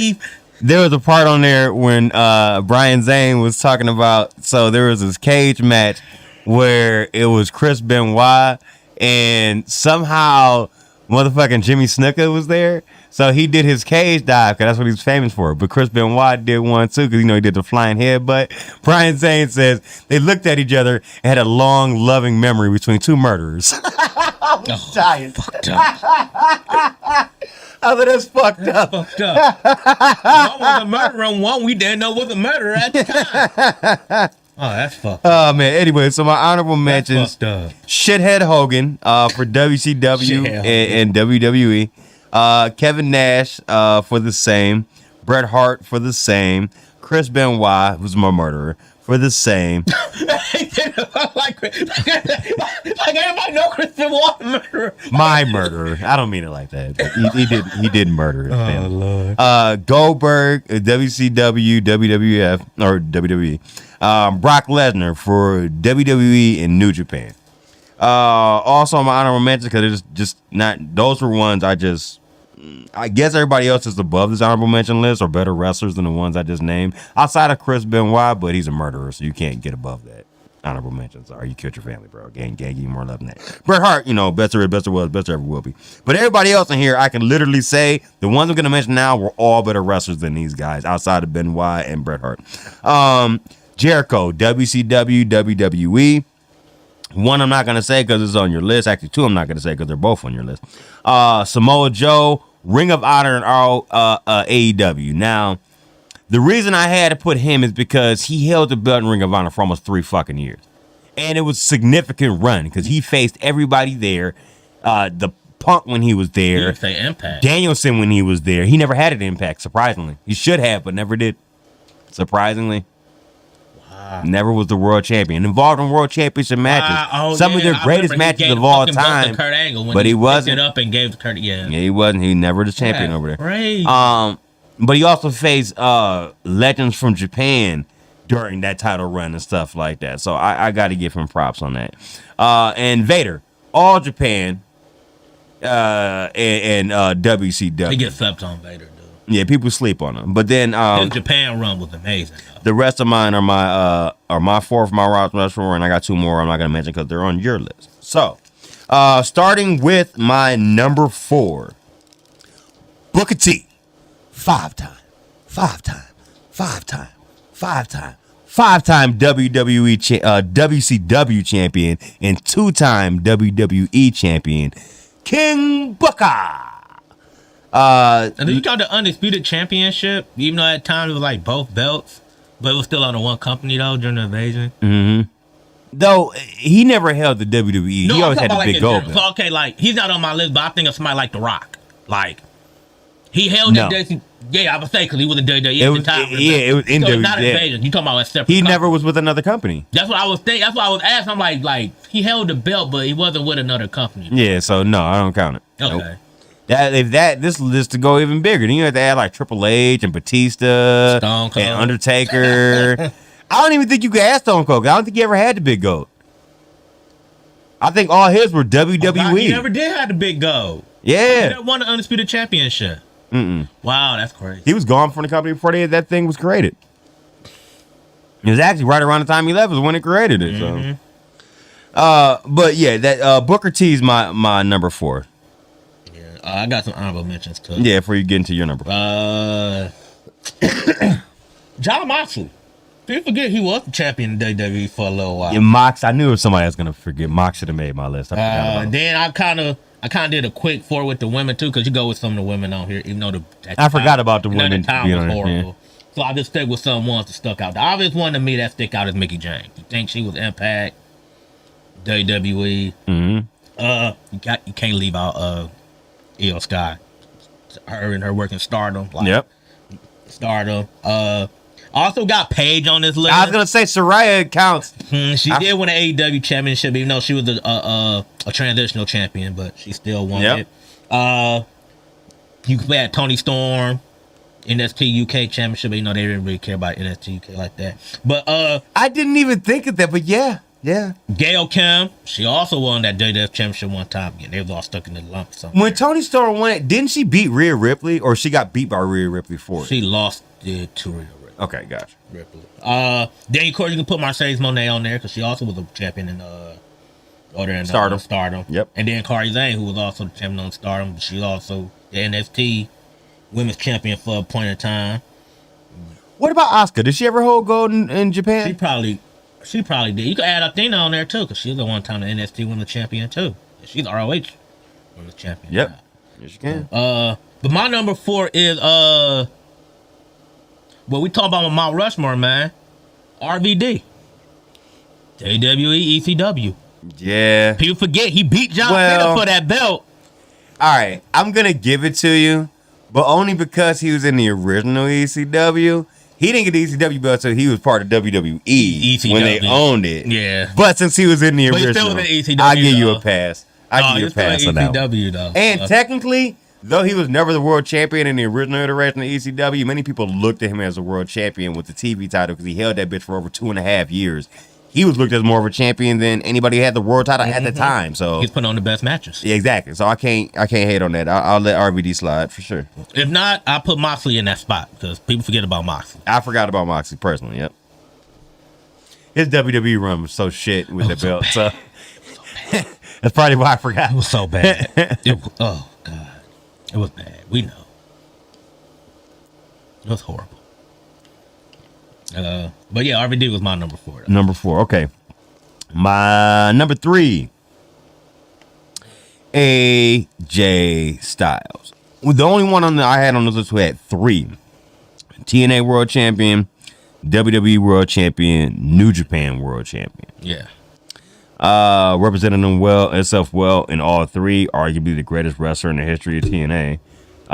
He was TNA. For a long time. He was TNA. And I would say had one of the best runs of being a major star, known other places to come into WWE, I would say too. Yep. People make an argument say he had one of the greatest debuts ever. Yeah, exactly. So props to him for sure. AJ Styles, my number 3. My number 3 is Bryan Danielson. I mean WWE. He's on my list, but for obvious reasons I didn't say. ROH. I mean 3-time ROH champion. Well, Bryan Danielson. You know, and then of course, you know, he won the belt WrestleMania 30. Yeah. Yep. And then he had it again when he was doing that whole gimmick when he was like the plant champion. The belt was made of like the Planet's champion. Yeah. Chunk and he was the like champ that lost it to Kofi at 35. Yeah. So he gave us Kofi Mania. Yeah, you know? he did. Yeah. So that's my number 3. My number 2, Kenneth, opposite of Alpha. I was just being an asshole. Kenny Omega. I know he's gonna be on your list. New Japan Pro Wrestling and AEW held both of those belts for. Actually, the New Japan one he only held for about 6 months, but his run with the AEW belt when he did the whole belt collector thing, I for sure put him on there for me. He was just taking belts at every promotion. Oh yeah, he was. That was. Didn't he have Impact belt too? Yeah, he did. That's how that show with Morrow did the commentary. He had won it there and shit. So that's my number 2 is Kenny Omega. My number 1 should be pretty obvious, but go ahead. My number 2 is Kurt Angle. Forgot about Kurt. Yeah, remember Kurt him? counts. Now I know in TNA, we know in Impact, we know he had his championship run. He was Kurt Angle. Bro, we talked about AJ Styles and you said he was TNA. Kurt Angle was TNA for a while too. You could tell me that perk shit all you want. That's fine. He was under the influence. It was bad for him.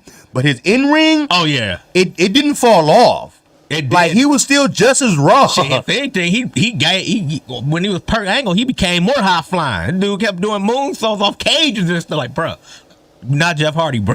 That's what I'm saying. Like, that but that's also where his stuff really started to add up as far as injuries and becoming Perk Angle. And the reason he became Perk Angle because of the build up of injuries from doing shit like that.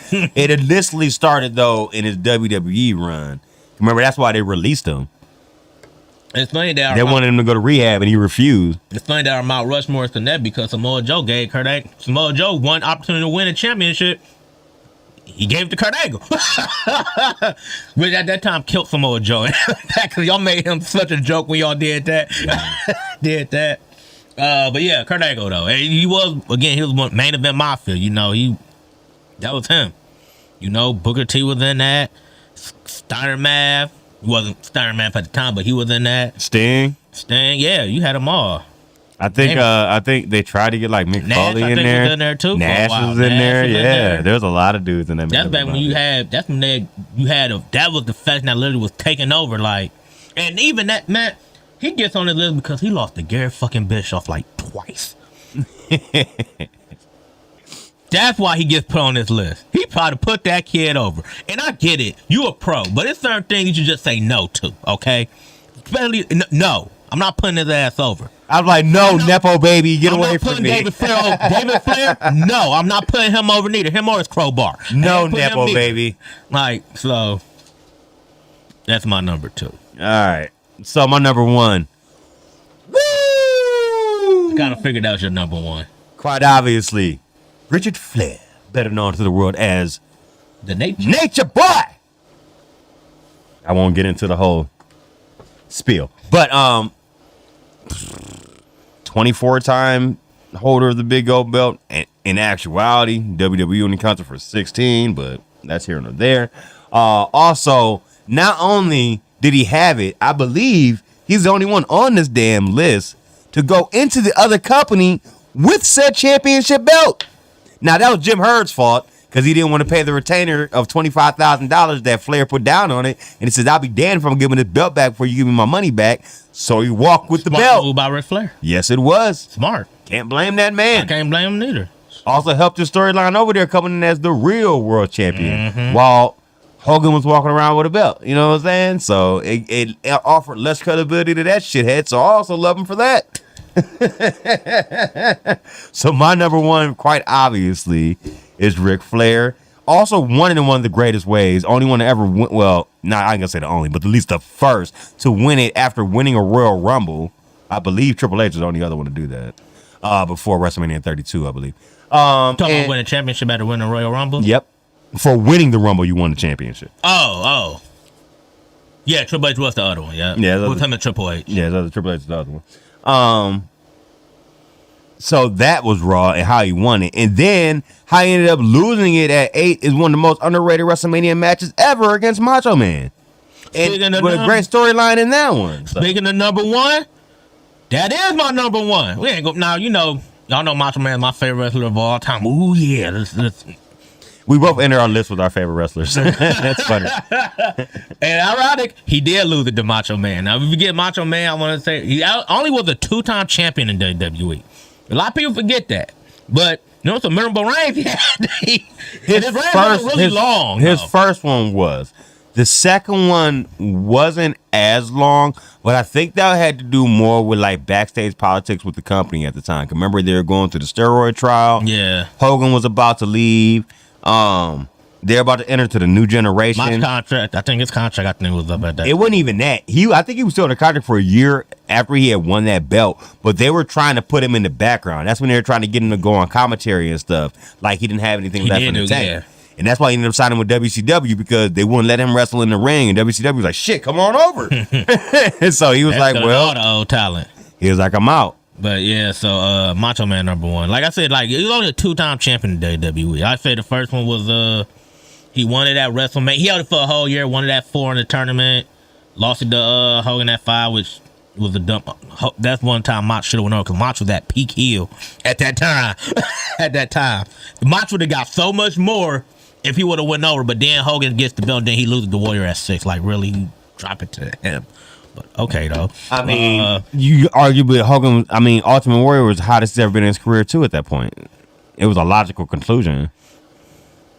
Whether you don't like the man or what happened, it's the truth. At that point in time in the company, they thought he was the next Hogan, so you had to pass the torch. What the fuck were they thinking when they did that shit?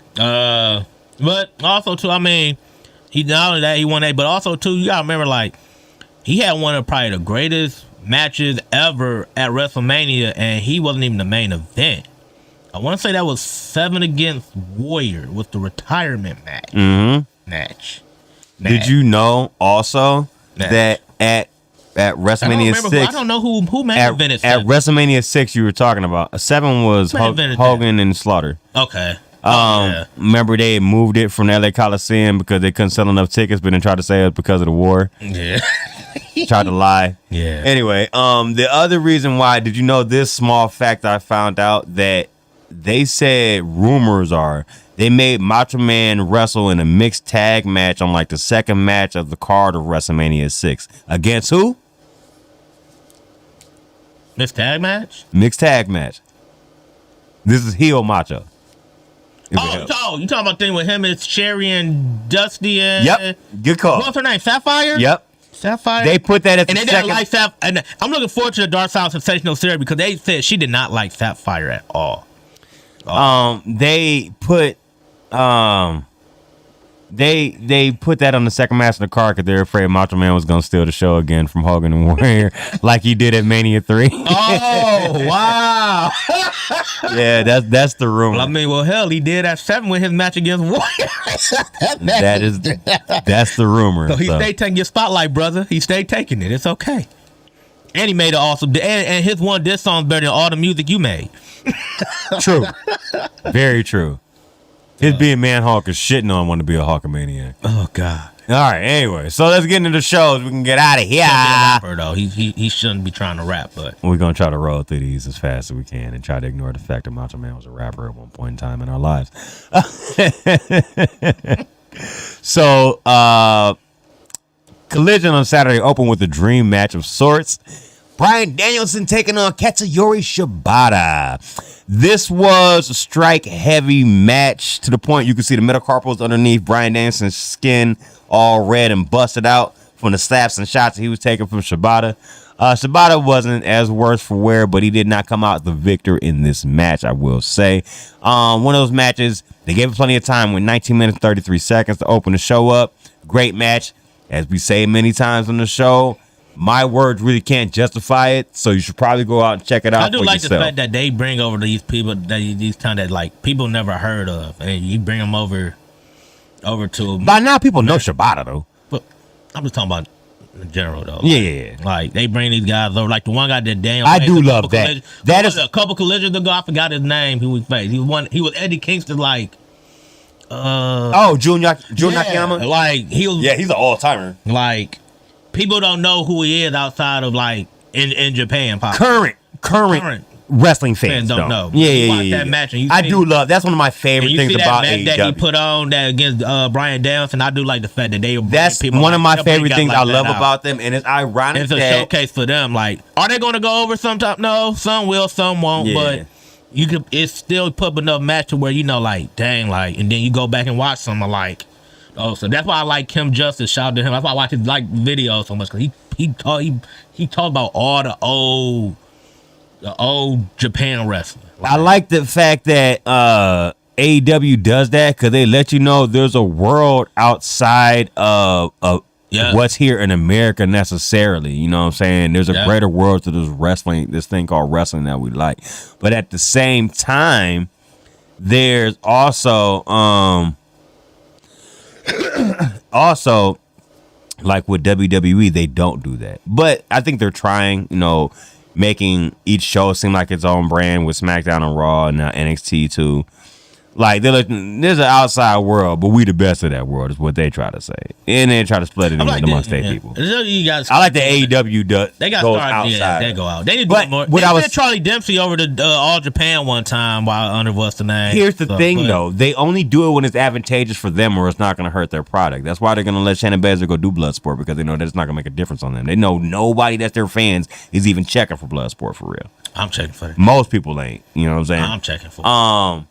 But then the other thing that makes it ironic is that they partner with TKO. You know what UFC don't do? Crow promote. Yeah, they're the WWE of MMA.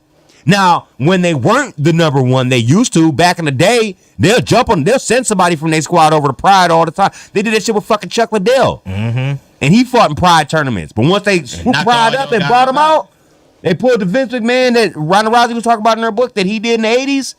They weren't cross-promoting. It's like, whatever. Yeah. So it's ironic that they're in the same bed now. So they have the same beliefs in that way.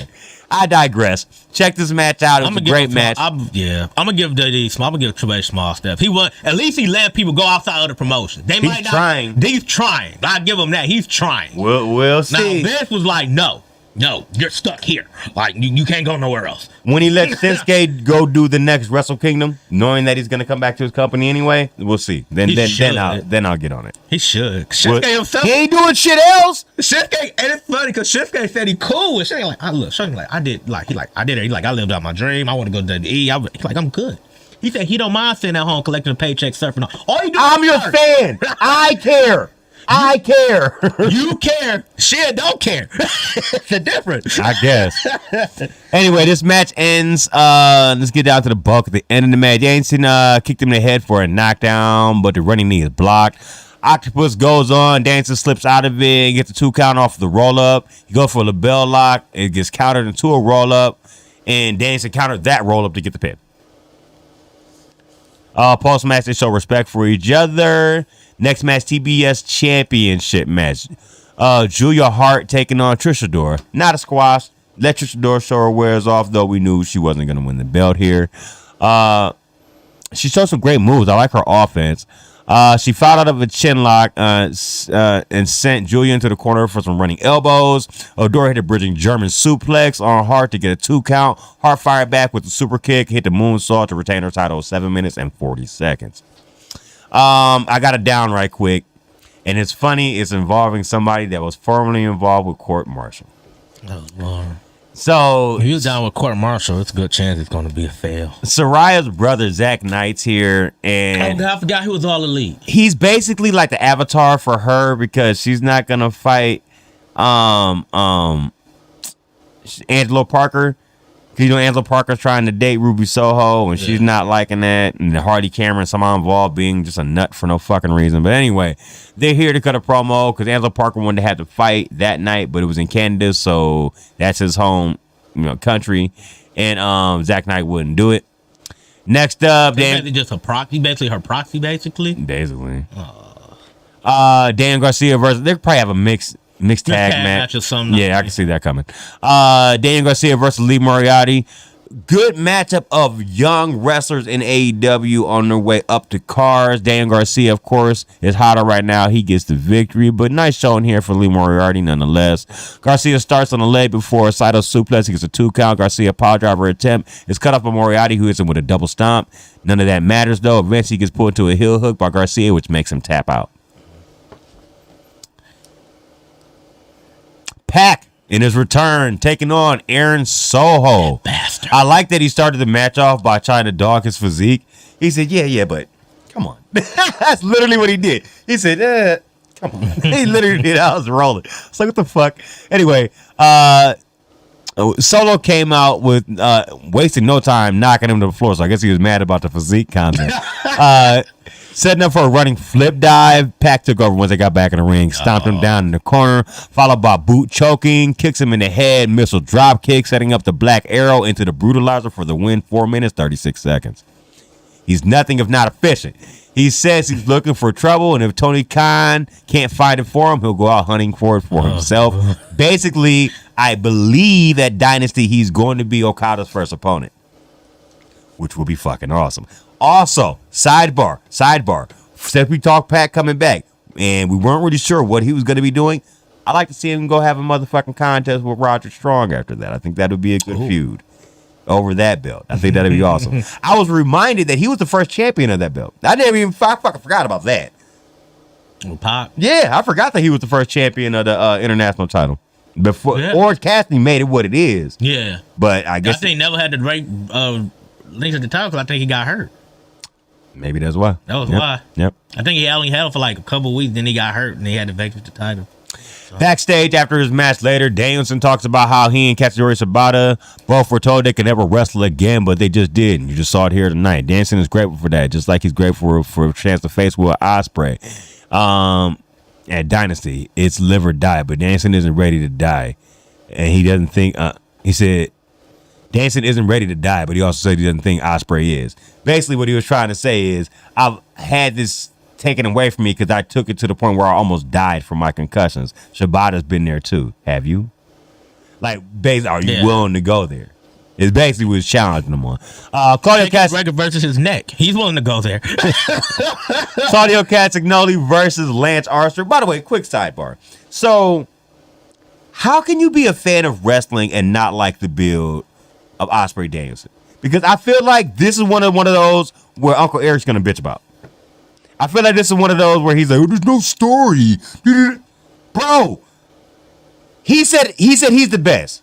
I don't believe that because I've been saying I'm the best. You know what? We're going to go fucking prove it. That's it. What more story do you need? Do I have to come in and have some fake beef? Oh, I like your wife. Now I'm going to squeeze on her ass or some old stupid ass shit to make this shit go.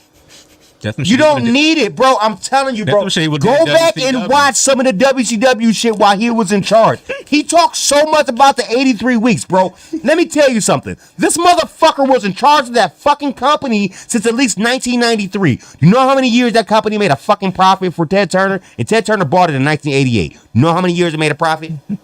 And it was around for 12 years after that, 13. Because they were out of business when Vince bought them in 2001. Just guess, how many years did it make a profit, Clint? Did he make a profit? I'm assuming probably the first. In 13 years. I don't know, probably the first 2 years with NWO, probably, right? 4. Oh, damn, I gave him less credit. 95 through 98. And you're going to even count half of 98 because that's 83 weeks. That's when the bottom fell out. And everything started going downhill from there. I gave him less credit. I thought too. I'm thinking like because NWO started their top year was 97 through 98. They made about $30 million profit. They never made a profit before 1995. So for the first 7 years he owned the company, which Eric was in charge of 5, they never made a fucking profit in 7 years. But he hated McMahon so much, he wanted to keep wrestling on his airwaves. When he started TBS, 3 things sold TBS for him. Braves baseball, pro wrestling, and replays of old fucking movies. Mm-hmm. He said Andy Griffin, but old TV shows, movies, kind of in the same boat. They never turned a fucking profit. So why do you know so much, bro? Just because you were involved? That makes you a fucking expert? No. So I hate that shit. What are you fucking talking about? Did all that storytelling win you any fucking money? Would you say cash, controversy creates cash? How much was that fucking controversy creating for you? Fuck, dude. You ain't as good as you think you are. Shit gets on my fucking nerves. Anyway, Claudio Castagnoli versus Lance Archer. Sorry for the sidebar. Random. It popped in my brain. It just made me think about it. Like, man, this motherfucker, dude. Anyway, he has a real shady retelling of the past to it benefits him. Anyway, this is a very good matchup between the two. Interesting ending, too. Let's get towards it. Claudio Castagnoli gets creative with a cutter off the second rope for a near fall, followed by a springboard spinning uppercut. He put the swing on, but all of a sudden the Righteous come out and jump him for the DQ. They've been showing themselves with Lance Archer recently a little more and more, so I'm expecting this to maybe lead to a feud with the BCC. It wouldn't happen tonight because currently Moxley's out. He got a title match coming up in that Windy City Riot. I think he's not out because of injury. They're just letting him heal up, have some time off type of deal. He deserved it. Nothing like not injury or anything major. John Moxley takes some time off, you don't question. You be like, okay. So that's not going to happen tonight. Post match, the beatdown is on. Danielson tries to come in and make the save, but that doesn't work. Shibata has to come in with a chair to actually run everybody off. Angelo Parker, who we saw, aren't happy about the Zack Knight fight not happening. He's ready to go find him.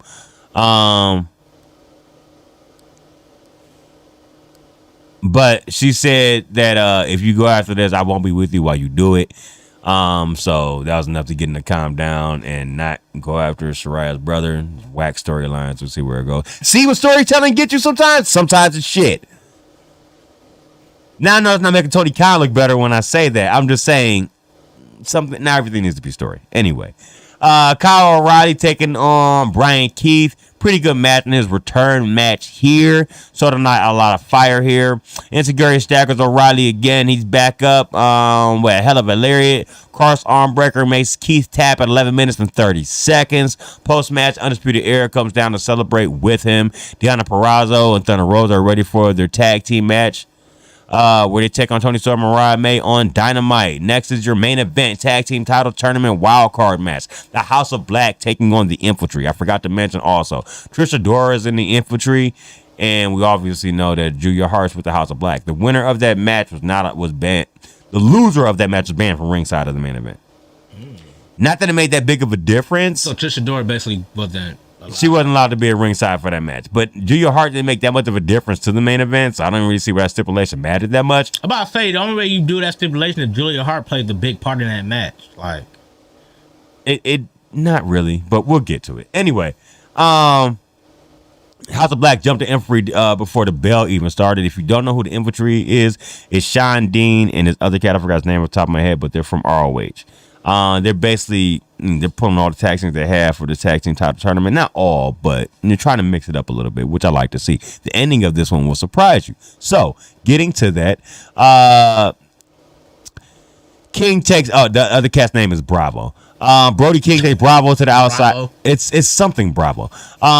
It takes to the outside for AA on the announcer table, setting up a pile driver on the same table. Julia Hart gets up to argue for some reason. Mark Briscoe comes out of nowhere with a chair shot to Buddy Matthews. Briscoe runs off with Brody King chasing him down, along Sean Dean. The upset pin.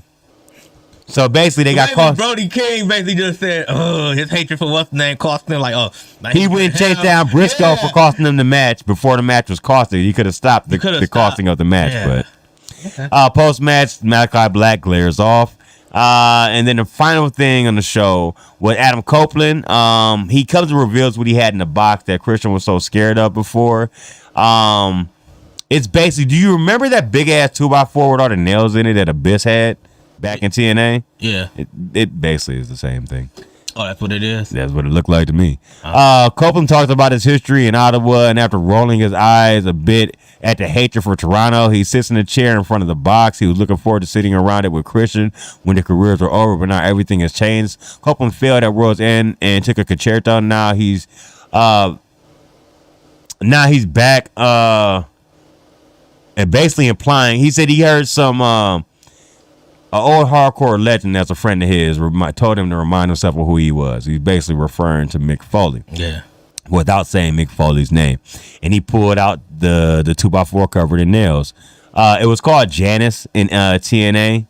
Yeah, that's what, yeah. Abyss was just weird in TNA. He calls it Spike, and he said he and Spike could go in any cage and make him say, I quit in Toronto. Like, it's so many of it. Like, I think somebody made a video, like, how dumb Abyss got. And that was the end of Collision, by the way. Yeah. So, I mean, I go to Monday Night Raw. It started off with Jey Uso. This whole thing with the hand, that thing is super old. I'm like, like everybody was doing it. The whole crowd was doing it, bro. I'm like, really? Is this the add along with Yeet now, or man, what? Me and my coworker, she team Yeet. I'm team no Yeet. I don't like Yeet. I don't like it. Team Yeet. I don't like. That's what they call it. It's like, yeah. I know. I'm just saying. I don't like Yeet. I feel like Yeet shouldn't be a thing. It shouldn't be a thing. I'm just laughing at the fact that y'all call it Team Yeet. It's like, Team what the Yeet. fuck That's what it is. Like, everybody yeeting. It shouldn't be a thing, though. Yeet shouldn't be a thing. Y'all tripping, bro. He basically calls out his brother Jimmy real quick. Jimmy's out here, of course. He's with Solo, because you know Jimmy's not going to be by himself. So, he said, that they got bad blood, but he misses his brother. He asked him to come back, but Jimmy said, well, Jay, I did lead a bloodline. And Jay said he said, well, Jay, who decided he want to go off and be successful. He went in tag team titles with Cody. Not even his own brother. So the biggest moment in Jay's career was because of him.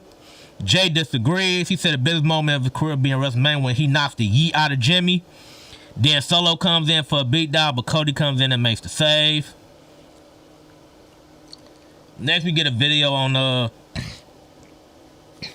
Becky Lynch versus Nia Jax. They got last one, the standing match tonight. Adam Pearce calls somebody to yell about the bloodline being here, but he gets interrupted by Paul Heyman.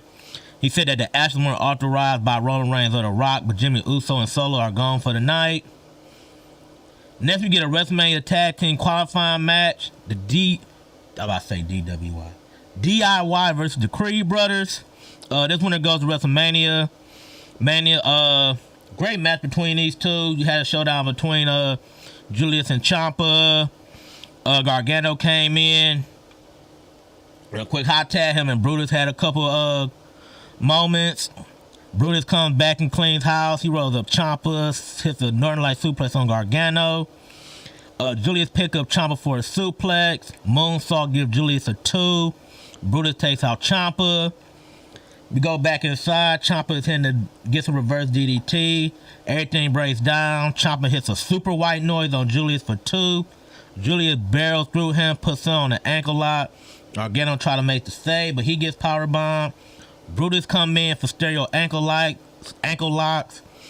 Sicilian scratch. They reverse the ankle lock to a Sicilian scratch, and the Gargano escape. Those get broken up.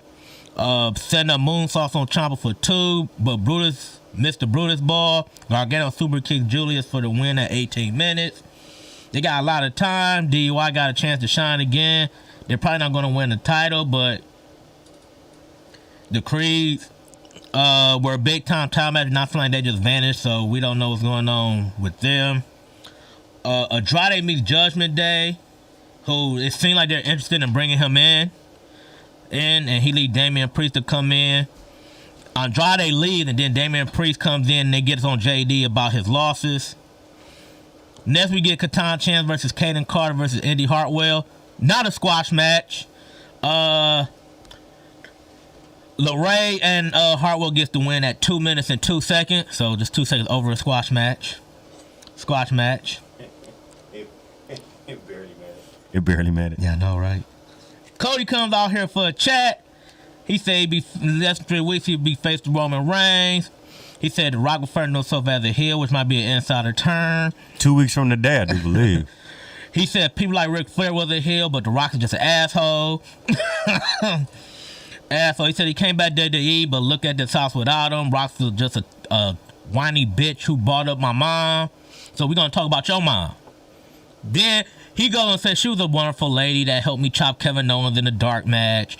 Thought my mom was going to cry when you was beating me with that weightlifting belt, but you don't know my mom. He said, what's going to happen at WrestleMania? Do you know? Is The Rock going to bring the great one? Is he going to bring Lil Dick Syndrome is what he basically, what's the name? He said he called himself the final boss, and he's like, no, Brian Gershwin came up with that for you. You're just Roman Reigns' side chick. Paul Heyman comes out. He said they have a lot in common. He said he tried to bring out some cops to take you out. It didn't work. I apologize. He basically said, we're going to come face to face on Friday on SmackDown. Roman will be the only one there. You show up. It'll just be y'all two face to face. I'll make sure don't nothing happen. Cody says, deal. Jay tells Cody he got his back, but Cody said, no, I got this. Ricochet versus Dominic Mysterio. My fault, not Dominic Mysterio. Yeah, no, I'm right, Dominic Mysterio. Dominic Mysterio gets the win here after Ricochet missed the 450. It was a nice spot in here. They did the Three Amigos, but Ricochet reversed the third one to take over, and McAfee slid in a Puma reference because, you know, he was Prince Puma on Lucha Underground. So, shout out to McAfee. He threw that in there. Next, we get something between Sami Zayn and Chad Gable. He thanks Gable for the match last week, but Gable ain't happy. He gets to the point, he said, you can't beat Gunter, basically, is what he told Sami Zayn. We get the contract signed between them. Zayn basically just tell him to keep dreaming for signing off. Gunter is going to leave, but Zayn says, wait. He gives it to her face and said, tell Gunter that he believes. He looking to the eyes of a man who will take him down at Mania. This basically is going to be a David versus Goliath story. R-Truth is back with Miz and DIY.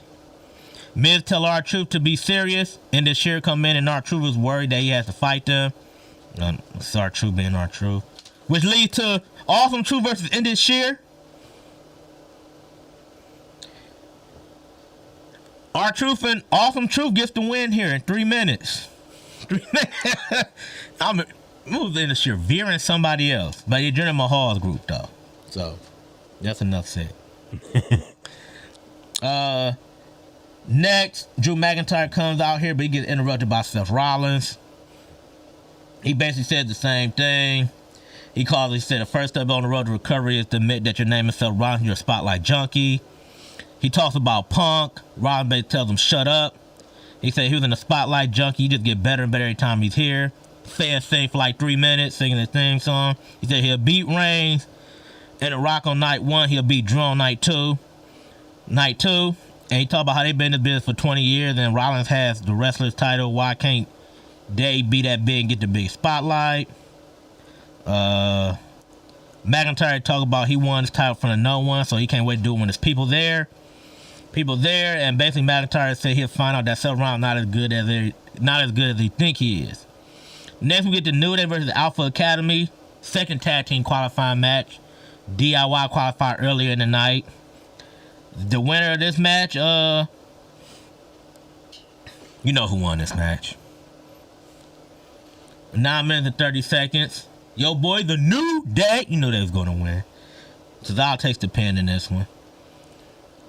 Liv Morgan with Becky Lynch. Good luck gets her match against Nia Jax. Cody Rhodes running to Seth Rollins. He has Farrell with him. Of course, those don't know who Farrell is. That's his dog.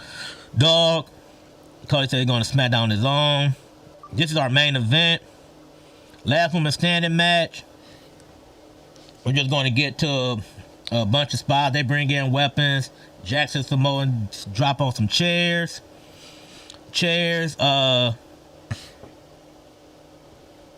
Becky Lynch tried to choke out Nia Jax with a chair. She missed the leg drop. Lynch hits the DDT on the steps. Then she gets up. Lynch grabs the table. She hits her with a fire extinguisher. Jackson Samoan dropped through the table.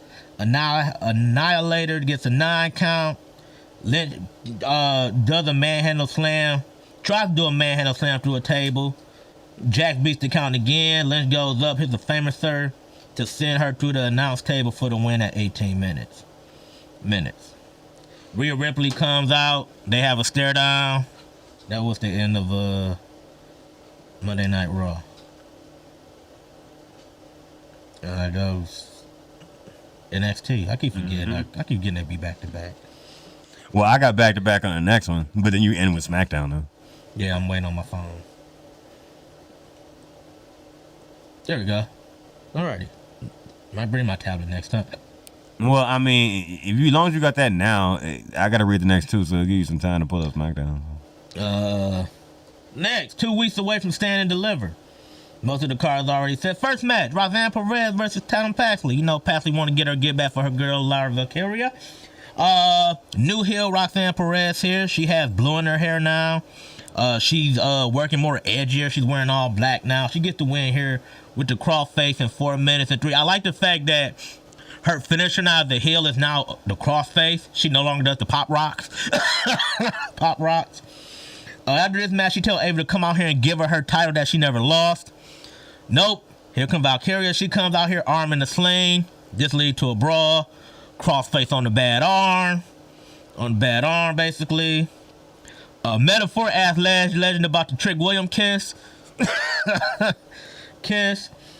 Alpha Academy asks the same thing, and she just walks away.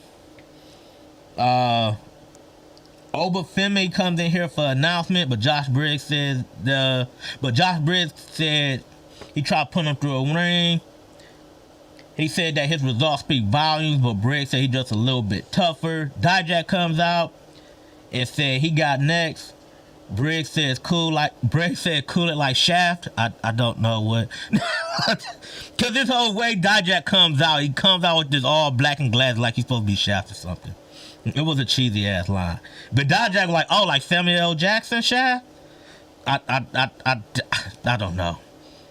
That's cheese, right? That was a cheese moment right there. Yeah. Finn basically isn't impressed, and then just a brawl. Sean Spears talks about the downfall of a man and his ego.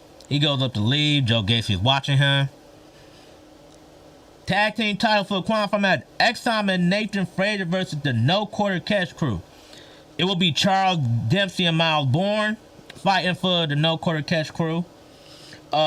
Frazier gets the win for the team here with the Spanish Fly at 9 minutes and 49 seconds. Good match between these two teams.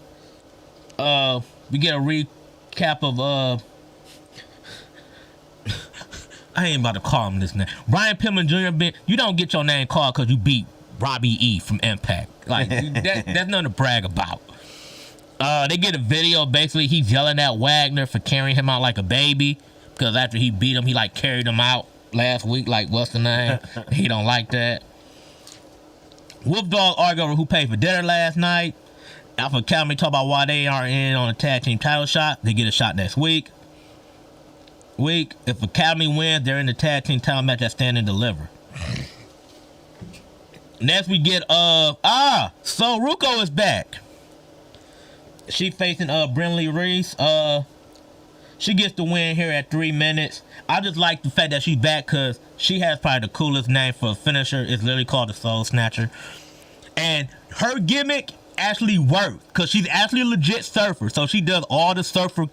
What's the name? It wasn't like Cora Jade when she was a punk skateboarder who didn't really know how to skate. Like her whole interest was like she talked like a surfer chick. What's up with Cora J now? She hurt? Yeah, she tore her ACL at live show. That show, sucks. so she'll be out for a while. And on top of that, her and Braun Breaker are no longer together.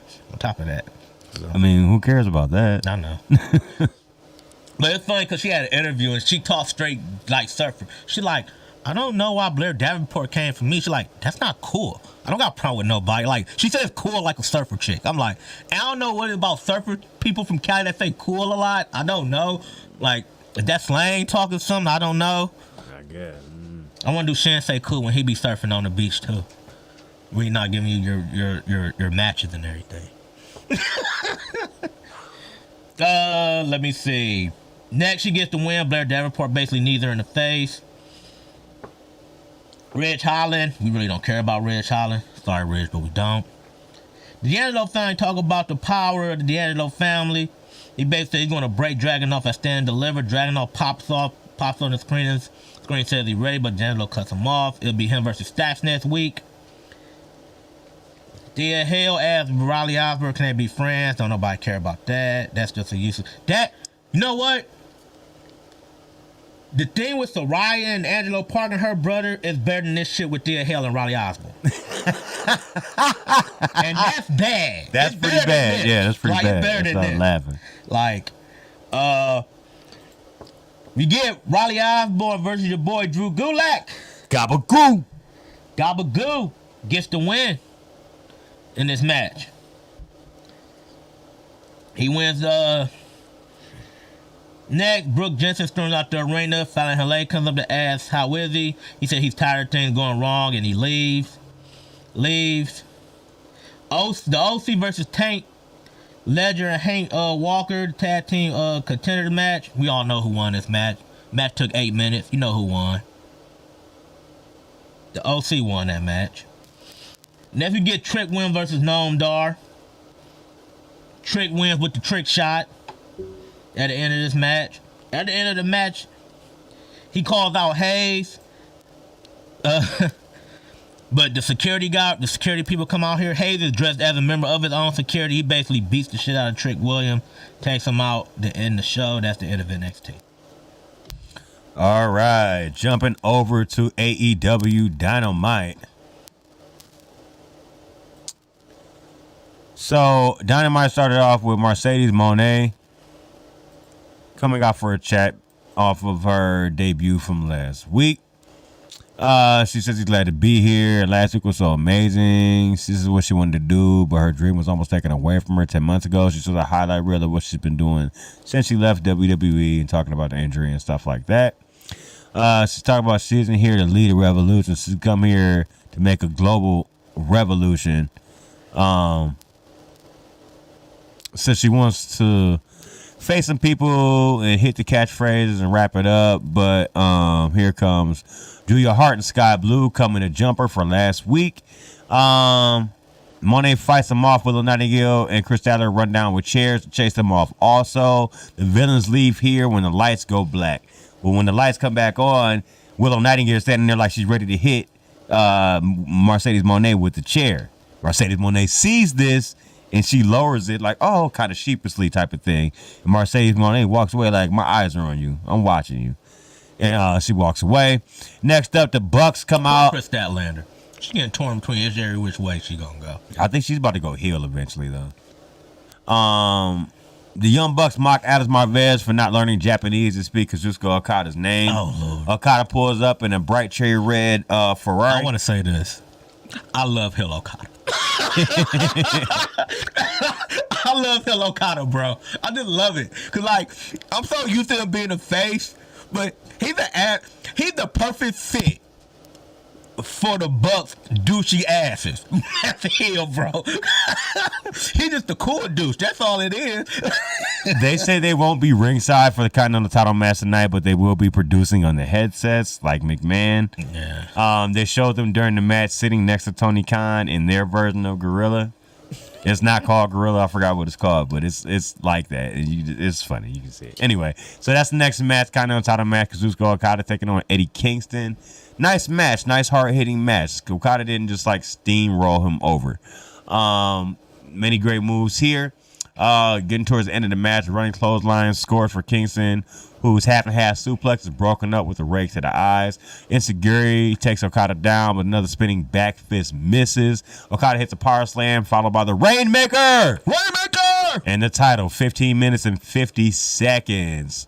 I'm happy he's doing a Rainmaker more and more. Post-match, this was money clip. This was funny. So post-match, I think he thought that Okada Pac was supposed to come out before his pyro did, and his pyro went off, and he kind of like this, like he thought it was Pac, but it was just a pyro. So he's like, oh, okay, yeah, and he raises the title up, and then Pac comes out for his stare down after that. Oh man.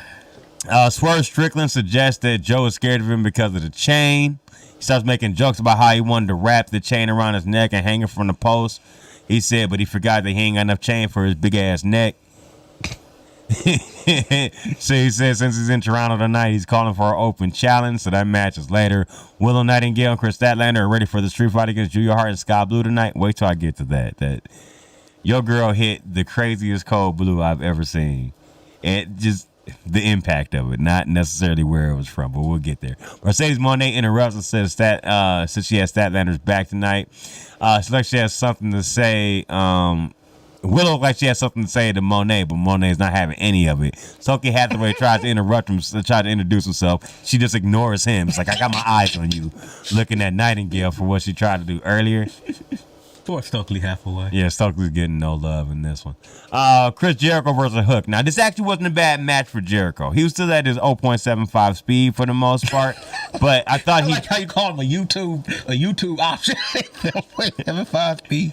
It was non-title match. Now, is it because it was a good match, or I feel like, or was it because it was Hook did more of the carrying in this match? He looked good doing it. I'll say that. They had a spot here where he just kept suplexing them, kind of like John Cena got suplexed by Brock Lesnar. Oh, God. But it wasn't for the length of a match, you know what I'm saying? Oh, Lord. You can get that match alone. Big Boo hits Jericho. He scores to the Lion Saw for a delayed 2 count. Back up. Jericho Is tries the Lion Saw at least still good? Yeah. Oh, damn, not the Lion Saw. He's still hitting it. It's not sloppy, but it don't have the what's name like it used to. No. They ain't catching up with him, basically. Back up, Jericho tries for suplex, but instead drops Hook on his head, or kind of on his face. Oh. They go back up. Hook grabs Red Rum, which has Jericho down in the middle of the ring. He slips out of it, throws some very slow-looking punches until Hook reverses that into a cradle for a pin in 10 minutes and 51 seconds. He did, bro. I'm just being real, bro. He throws some very slow-looking punches. Adam Cole is furious about Wardlow's losing last week and said it's Wardlow's job to keep the gold and undisputed era. Don't screw it up. Post their match, Chris Jericho wanted to face Hook. Said he has a proposition for him. I wonder what that is. He gave him some dap for the match that they had though. Will Ospreay, yeah, bruv. He comes out for a chat. So he's been that a little bit. Be a shirt. It probably already is. He said he's been a little bit of a naughty boy for the last about the last time he was here, and now he's here for the betterment of AEW. He apologized for what he did to Kenny Omega in Toronto. Face? Well, basically because of when he beat him at... No, I'm talking about Ospreay. They pulling the whole full face? Basically. But in his return to his elite wrestling, he needs some of that is maple syrup. He's in Canada. Yeah. I thought I was going to say Tim Hortons. As for Bryan Danielson, he hopes that he saw him face Katsuyori Shibata on Collision when Ospreay went over to Japan. He said he saw Danielson suit, but they weren't big enough for Ospreay. What Danielson did in Japan was great, but Ospreay elevated wrestling over there. Ospreay lists the number of accomplishments he's had in Japan and ready to prove that he can walk in his shoes. He met Shibata before, but now he has cats, dogs, and mortgages to pay. I guess when he met him, he was super young. The challenge is made for next week, so now he's going to take on Shibata and Dynamite next week. Mariah May and Toni Storm versus Deonna Purrazzo and Thunder Rosa. Pretty good match. Went 7 minutes and 10 seconds. Mariah May still cosplaying as Toni Storm as she tag teams with Toni Storm. Basically, this match comes down to the fact that Thunder Rosa shoulder wears here, shaking off some ring rust. Now she's had a lot, but she's only had like one match other than this since she's come back. I didn't know she was off 16 months. Yeah, she's been out for a minute. Dang, I didn't know it was that long. Yeah, they said that like 16. I'm like, she's been out 16 months. I thought I'd come back like, dang, she was out. We last seen her when we went to Worlds Collide.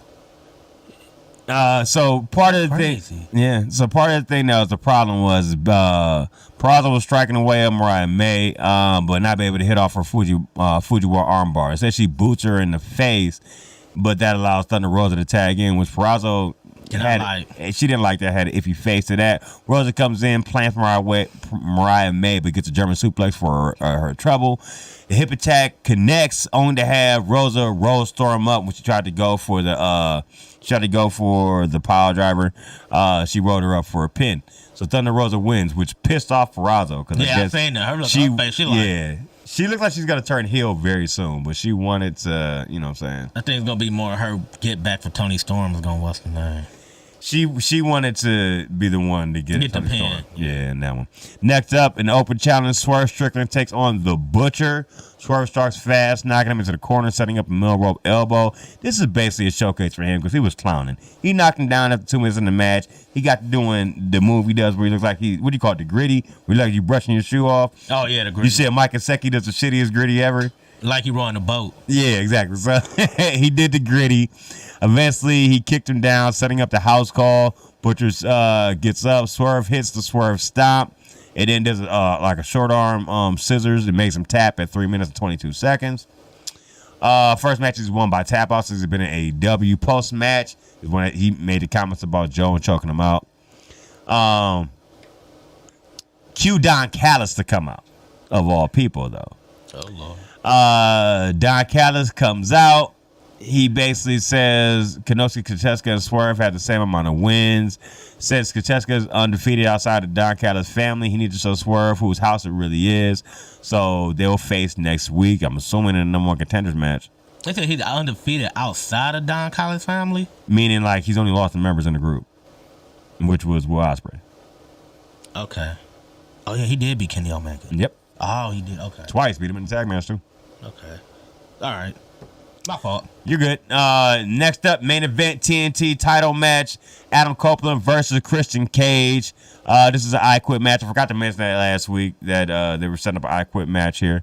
It's a pretty good match. It got to a point where they stole this. They literally stole the spot from WWE. Do you remember the tag match with Sami Zayn and Kevin Owens versus the Usos? And they put on the hockey jerseys. Started having a hockey fight. That was Judgment Day. Oh, was it against Judgment Day? Okay. Yeah. Except I like the fact I think that Edge and Christian wore a different Canadian team jersey. They did. They wore one was Boston Bruins. The other one was Toronto Maple Leafs. And I remember, I think when it was Judgment Day, I want to say, I think they came out. They came out in Pittsburgh Penguin jersey because they were Pittsburgh. Yeah. Pittsburgh, yeah. But they literally stole that idea from them. That happened. The fans didn't care. They loved it. I like it, though. If you're a hockey town, if you have a successful hockey team, go ahead and do it, bro. They fought onto like the promenade, you know what I'm saying, where all the food and shit is. They came back. Christian tried to run away, going into the women's room and hide. That didn't work. That didn't work. Edge dragged his ass back out of there. There's a spot where Edge tried to set up a bridging ladder across the apron and the table, and it didn't work. So instead, he set it against where like the ring bell is, and then the announce table, and did the Edge-o-matic or execution or whatever on that on Christian. That bitch did not break at all, so that was cool. That's painful. Then from there's a lot of different spots here. Of course, Chris's peoples tried to get involved in the match. Of course they did. There was one time he tried to get him to say "I quit" while he was doing the deal, which you know the deal is with the bar in the mouth. So how can you talk with the deal in your mouth? He was doing it with a hockey stick at the time, though. Yeah. Patriarchy comes out trying to make the save. Matt Menard and Dan Garcia also come in and have his back, though, to run them off. Mother Wayne tries to come in. Mama Wayne. Yeah, she tries to come in. She gets speared down eventually. She tried to hit a low blow, but it's not enough. Spike gets pulled off for another major low blow. They go from there. They basically ran over the time because I told you that they were back to back. So basically, by the time the match ended, it was the beginning. Excuse me, the beginning of Rampage. Not much into it. Copeland coming back, loading up with a nice shot to her head. That was enough to get Christian to say, "I quit." 25 minutes and 43 seconds. That was a great match. Yeah, it was a great match. Gave him plenty of time too. And Copeland is now your TNT champion. Hopefully longer than like 30 seconds that he was the first. I was about to say, ain't he technically two-time champion? Even though he like lost he's definitely a two-time he held champion. it like short as hell the first time. He's though, definitely on some fluky BS shit. Yeah, he's definitely a two-time champion now because of that. All right, next up, Rampage, where it continued. One of the best Rampages I've seen in a long ass time. I don't know if you contribute that because it was back-to-back with Dynamite or what. I was about to ask that question. Is that because it was back-to-back with Dynamite? It was just a great Rampage. It opened with I'm down for that. tag team title tournament wild card match. Orange Cassidy and Trent Beretta taking on Kyle Fletcher and Powerhouse Hobbs of said Don Callis family. Kyle Fletcher. What's the name of the other member of Ozzy Open? I forgot his name. I forgot his name off the top of my head too. Is he hurt or something? Yeah, he broke his wrist or broke his hand a while ago. Oh. Yeah. Okay. I forgot his name off the top of my head, but he should be back soon. Okay. I'm saying Kyle Fletcher team with all these other guys. Like, I'm like. That's why, because this dude's up. Basically, so pretty good match. We'll get towards the end of it. Hobbs makes a save, sends Cassidy into the LED ring skirt. Cassidy is fine enough for an assisted beach break on the floor, but Fletcher gives Beretta a spinning tombstone back inside the ring. Beretta saves Cassidy on top and hits a half suplex, setting up Cassidy's top rope DDT. Orange Punch finishes it off for Cassidy, 10 minutes and 33 seconds. Next up, Shibata back with a squash match against some guy named Kevin Matthews. Shibata fires forearms as Matthews is in the corner, setting up for the running dropkick. He had like 2 or 3 of those. Matthews gets in a clothesline before Shibata gets a sleeper and then a PK for the victory. 1 minute, 22 seconds. Dang, that was short. Murked him right quick.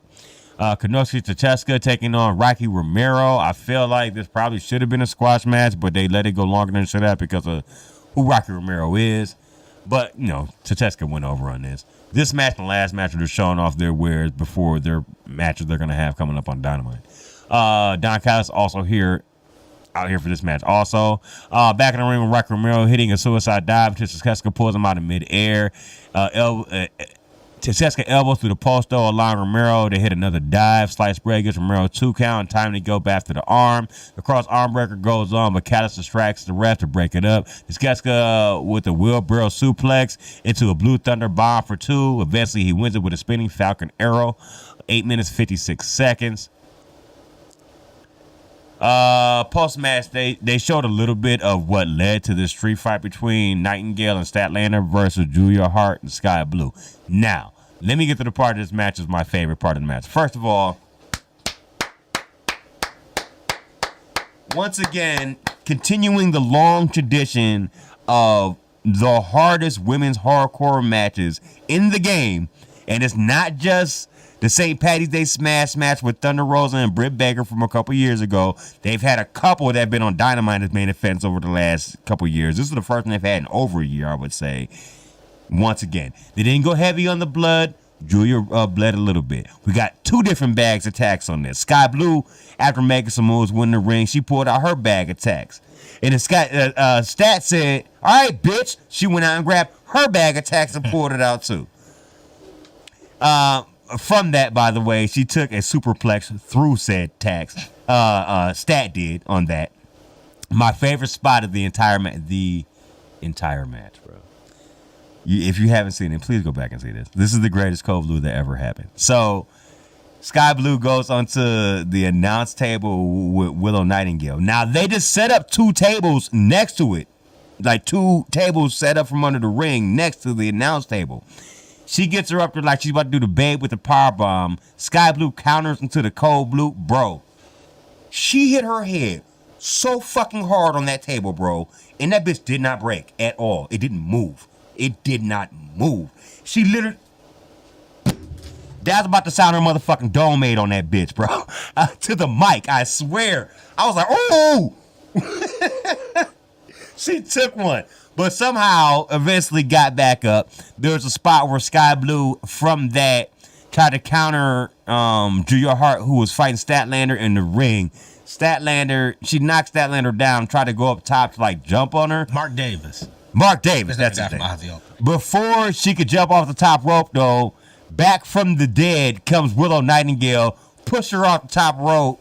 Actually, she suplexed her off the apron through the 2 tables. So that took both of them out of the match from there. From there, you have the spot with the tags.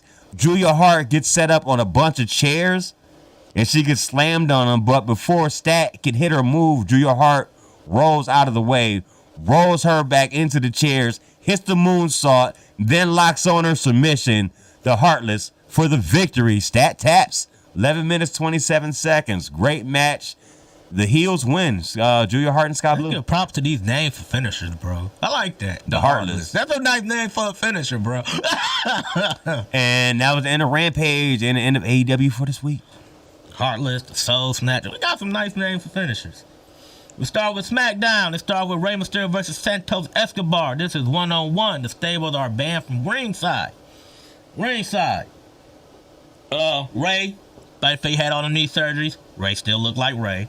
Still looked good. Also got Lion Saw. He did a Lion Saw in this match too on Escobar. I don't know, it was a tribute thing, but we get to the end of the match.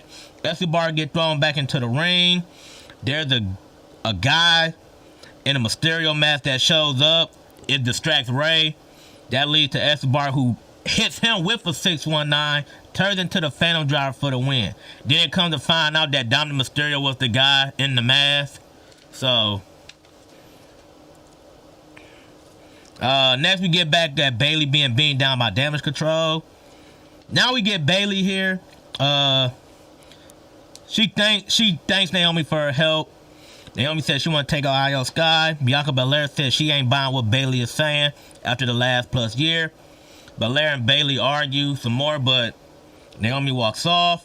Post-match, Belair tried to convince Naomi that she's right, but Naomi said she's going to go out there and fight Damage Control. She said, I want you to help me. She better tell me, like, I want you to have my back out here. We get tag team qualifier match. Grayson Waller versus the OC. The OC is busy, bro. They like 2 championships. They win to get the tag team championship match against the Wolf Dog next week. Unfortunately, they don't win this one, so they're not going to Mania. Grayson Waller gets the win here with the roll up with the feet on the ropes. And 6 minutes and 54 seconds. Then we get Veil Braun Breaker, who just ain't enough said there about that. Roman Reigns on the Pat McAfee show earlier, and he talked about how he is the only one who didn't have to go to Hollywood because it came to him. And then he basically shits on Cody Rhodes, basically saying like, you took my Hollywood ending, basically, because you're being a crybaby bitch about this whole thing. Next we get Naomi versus Io Sky here. Bro, when you think of these two, you think high flyers. Dave was more of like a This was more of like a, we ain't about to do that much high flying. Wait a minute, we had a nice middle rope hurricanrana spot. Sky hits a 619. 9. Then Naomi hit this nice like split bonsai drop. Drop for a 2. Then she hit the meteor in the corner. They slug it out. Naomi gets distracted by damage control. Sky pulls her down over the moonsault for the win at 9 minutes. After that, the match, they beat her down. Bianca Belair comes to get the save. Naomi comes back, but Naomi gets the miss. Misses blue. By the way, Asuka was limping. Asuka has a knee injury. They don't know the status of the knee injury right now. Like them tag team champs are cursed. This was the best part about this ending. So, as they're jumping Bianca Belair, you know Naomi got missed, so she can't do nothing. So she basically just crawled over on top of Bianca Belair and just like I don't know, Sacrificial Lamb. I'm trying to think what movie it was. She just like basically just crawled on top of Belair just like. So, next, Jade Cargill is officially on SmackDown. Tiffany Stratton comes out after Naomi get her eyes cleared out, basically said that's a good look on her. So she basically talking shit. Kevin Owens is yelling at Nick Austin about something when Pretty Deadly interrupt. Yeah, boy. Yeah, unfortunately they've been a joke since they got off the main roster. Street Profit versus AOP. So Angelo Dawkins is back after the tribute to. You basically know what they are, right? Remember Tyler Breeze? Yeah, I know. They're Tyler Breeze times 2. Yeah, I know. Same shit happened to him. Ford gets the win here for Street Profits. So they're going to what's the name? Then we get to the main part of the what's the name of the show. Cody Rhodes basically start off. Reigns basically said he kept his promise. He's a man of his word. Cody said, "I am too. I'm out here by myself." Then Rhodes basically said, "You're stupid. You're a fool. You're not fit for the job. You're not be on top because you're an idiot. You listen to what these people say. You always think with your fucking heart, with your heart. Start thinking with your head. Because look what you done in the past month. He basically said you aligned yourself with Seth Rollins. He called Seth his younger brother. Said Seth showed his true colors by not helping him on Monday. Cody brings up the fact about that, like, oh, he talks about the Shield, but you got to remember the last guy that beat the Shield. He said the bloodline ain't a faction, it's about family. He said can he trust Seth Rollins? He said he might not be, Seth Rollins don't like him, but we both hate you. He said, can you trust The Rock? We're confused because is it the tribal chief or is the final boss? Who really running it? And he basically called him a politician saying, is some babies that need to be kissed? Because that's what Cody can do. He said, you're number 2. You always be number 2. He said, you're the greatest number 2 ever because some of y'all can't even be number 2s. And basically, he extended his hand out for a handshake after he said, when it comes to WrestleMania, when it comes to me defending you, I'm not number 2, I'm the 1. Poking the whole Black We the Ones back at him for the bloodline thing. Cody extends his hand. Roman drops the microphone, walks away, don't shake his hand, snaps his fingers. Out comes Solo looking all what's name. Here comes Jimmy. Cody on the other hand starts smiling. Roman like, here comes Seth.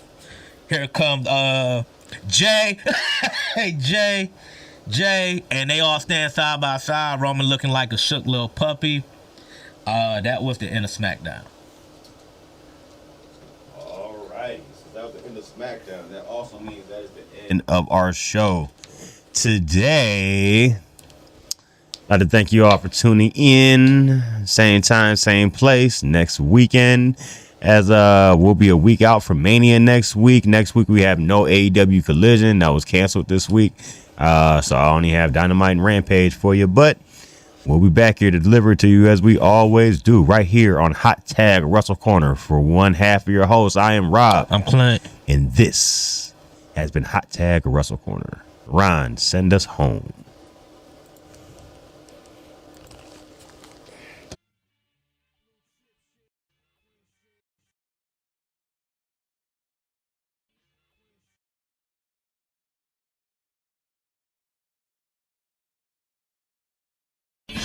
Shit, little chip shit.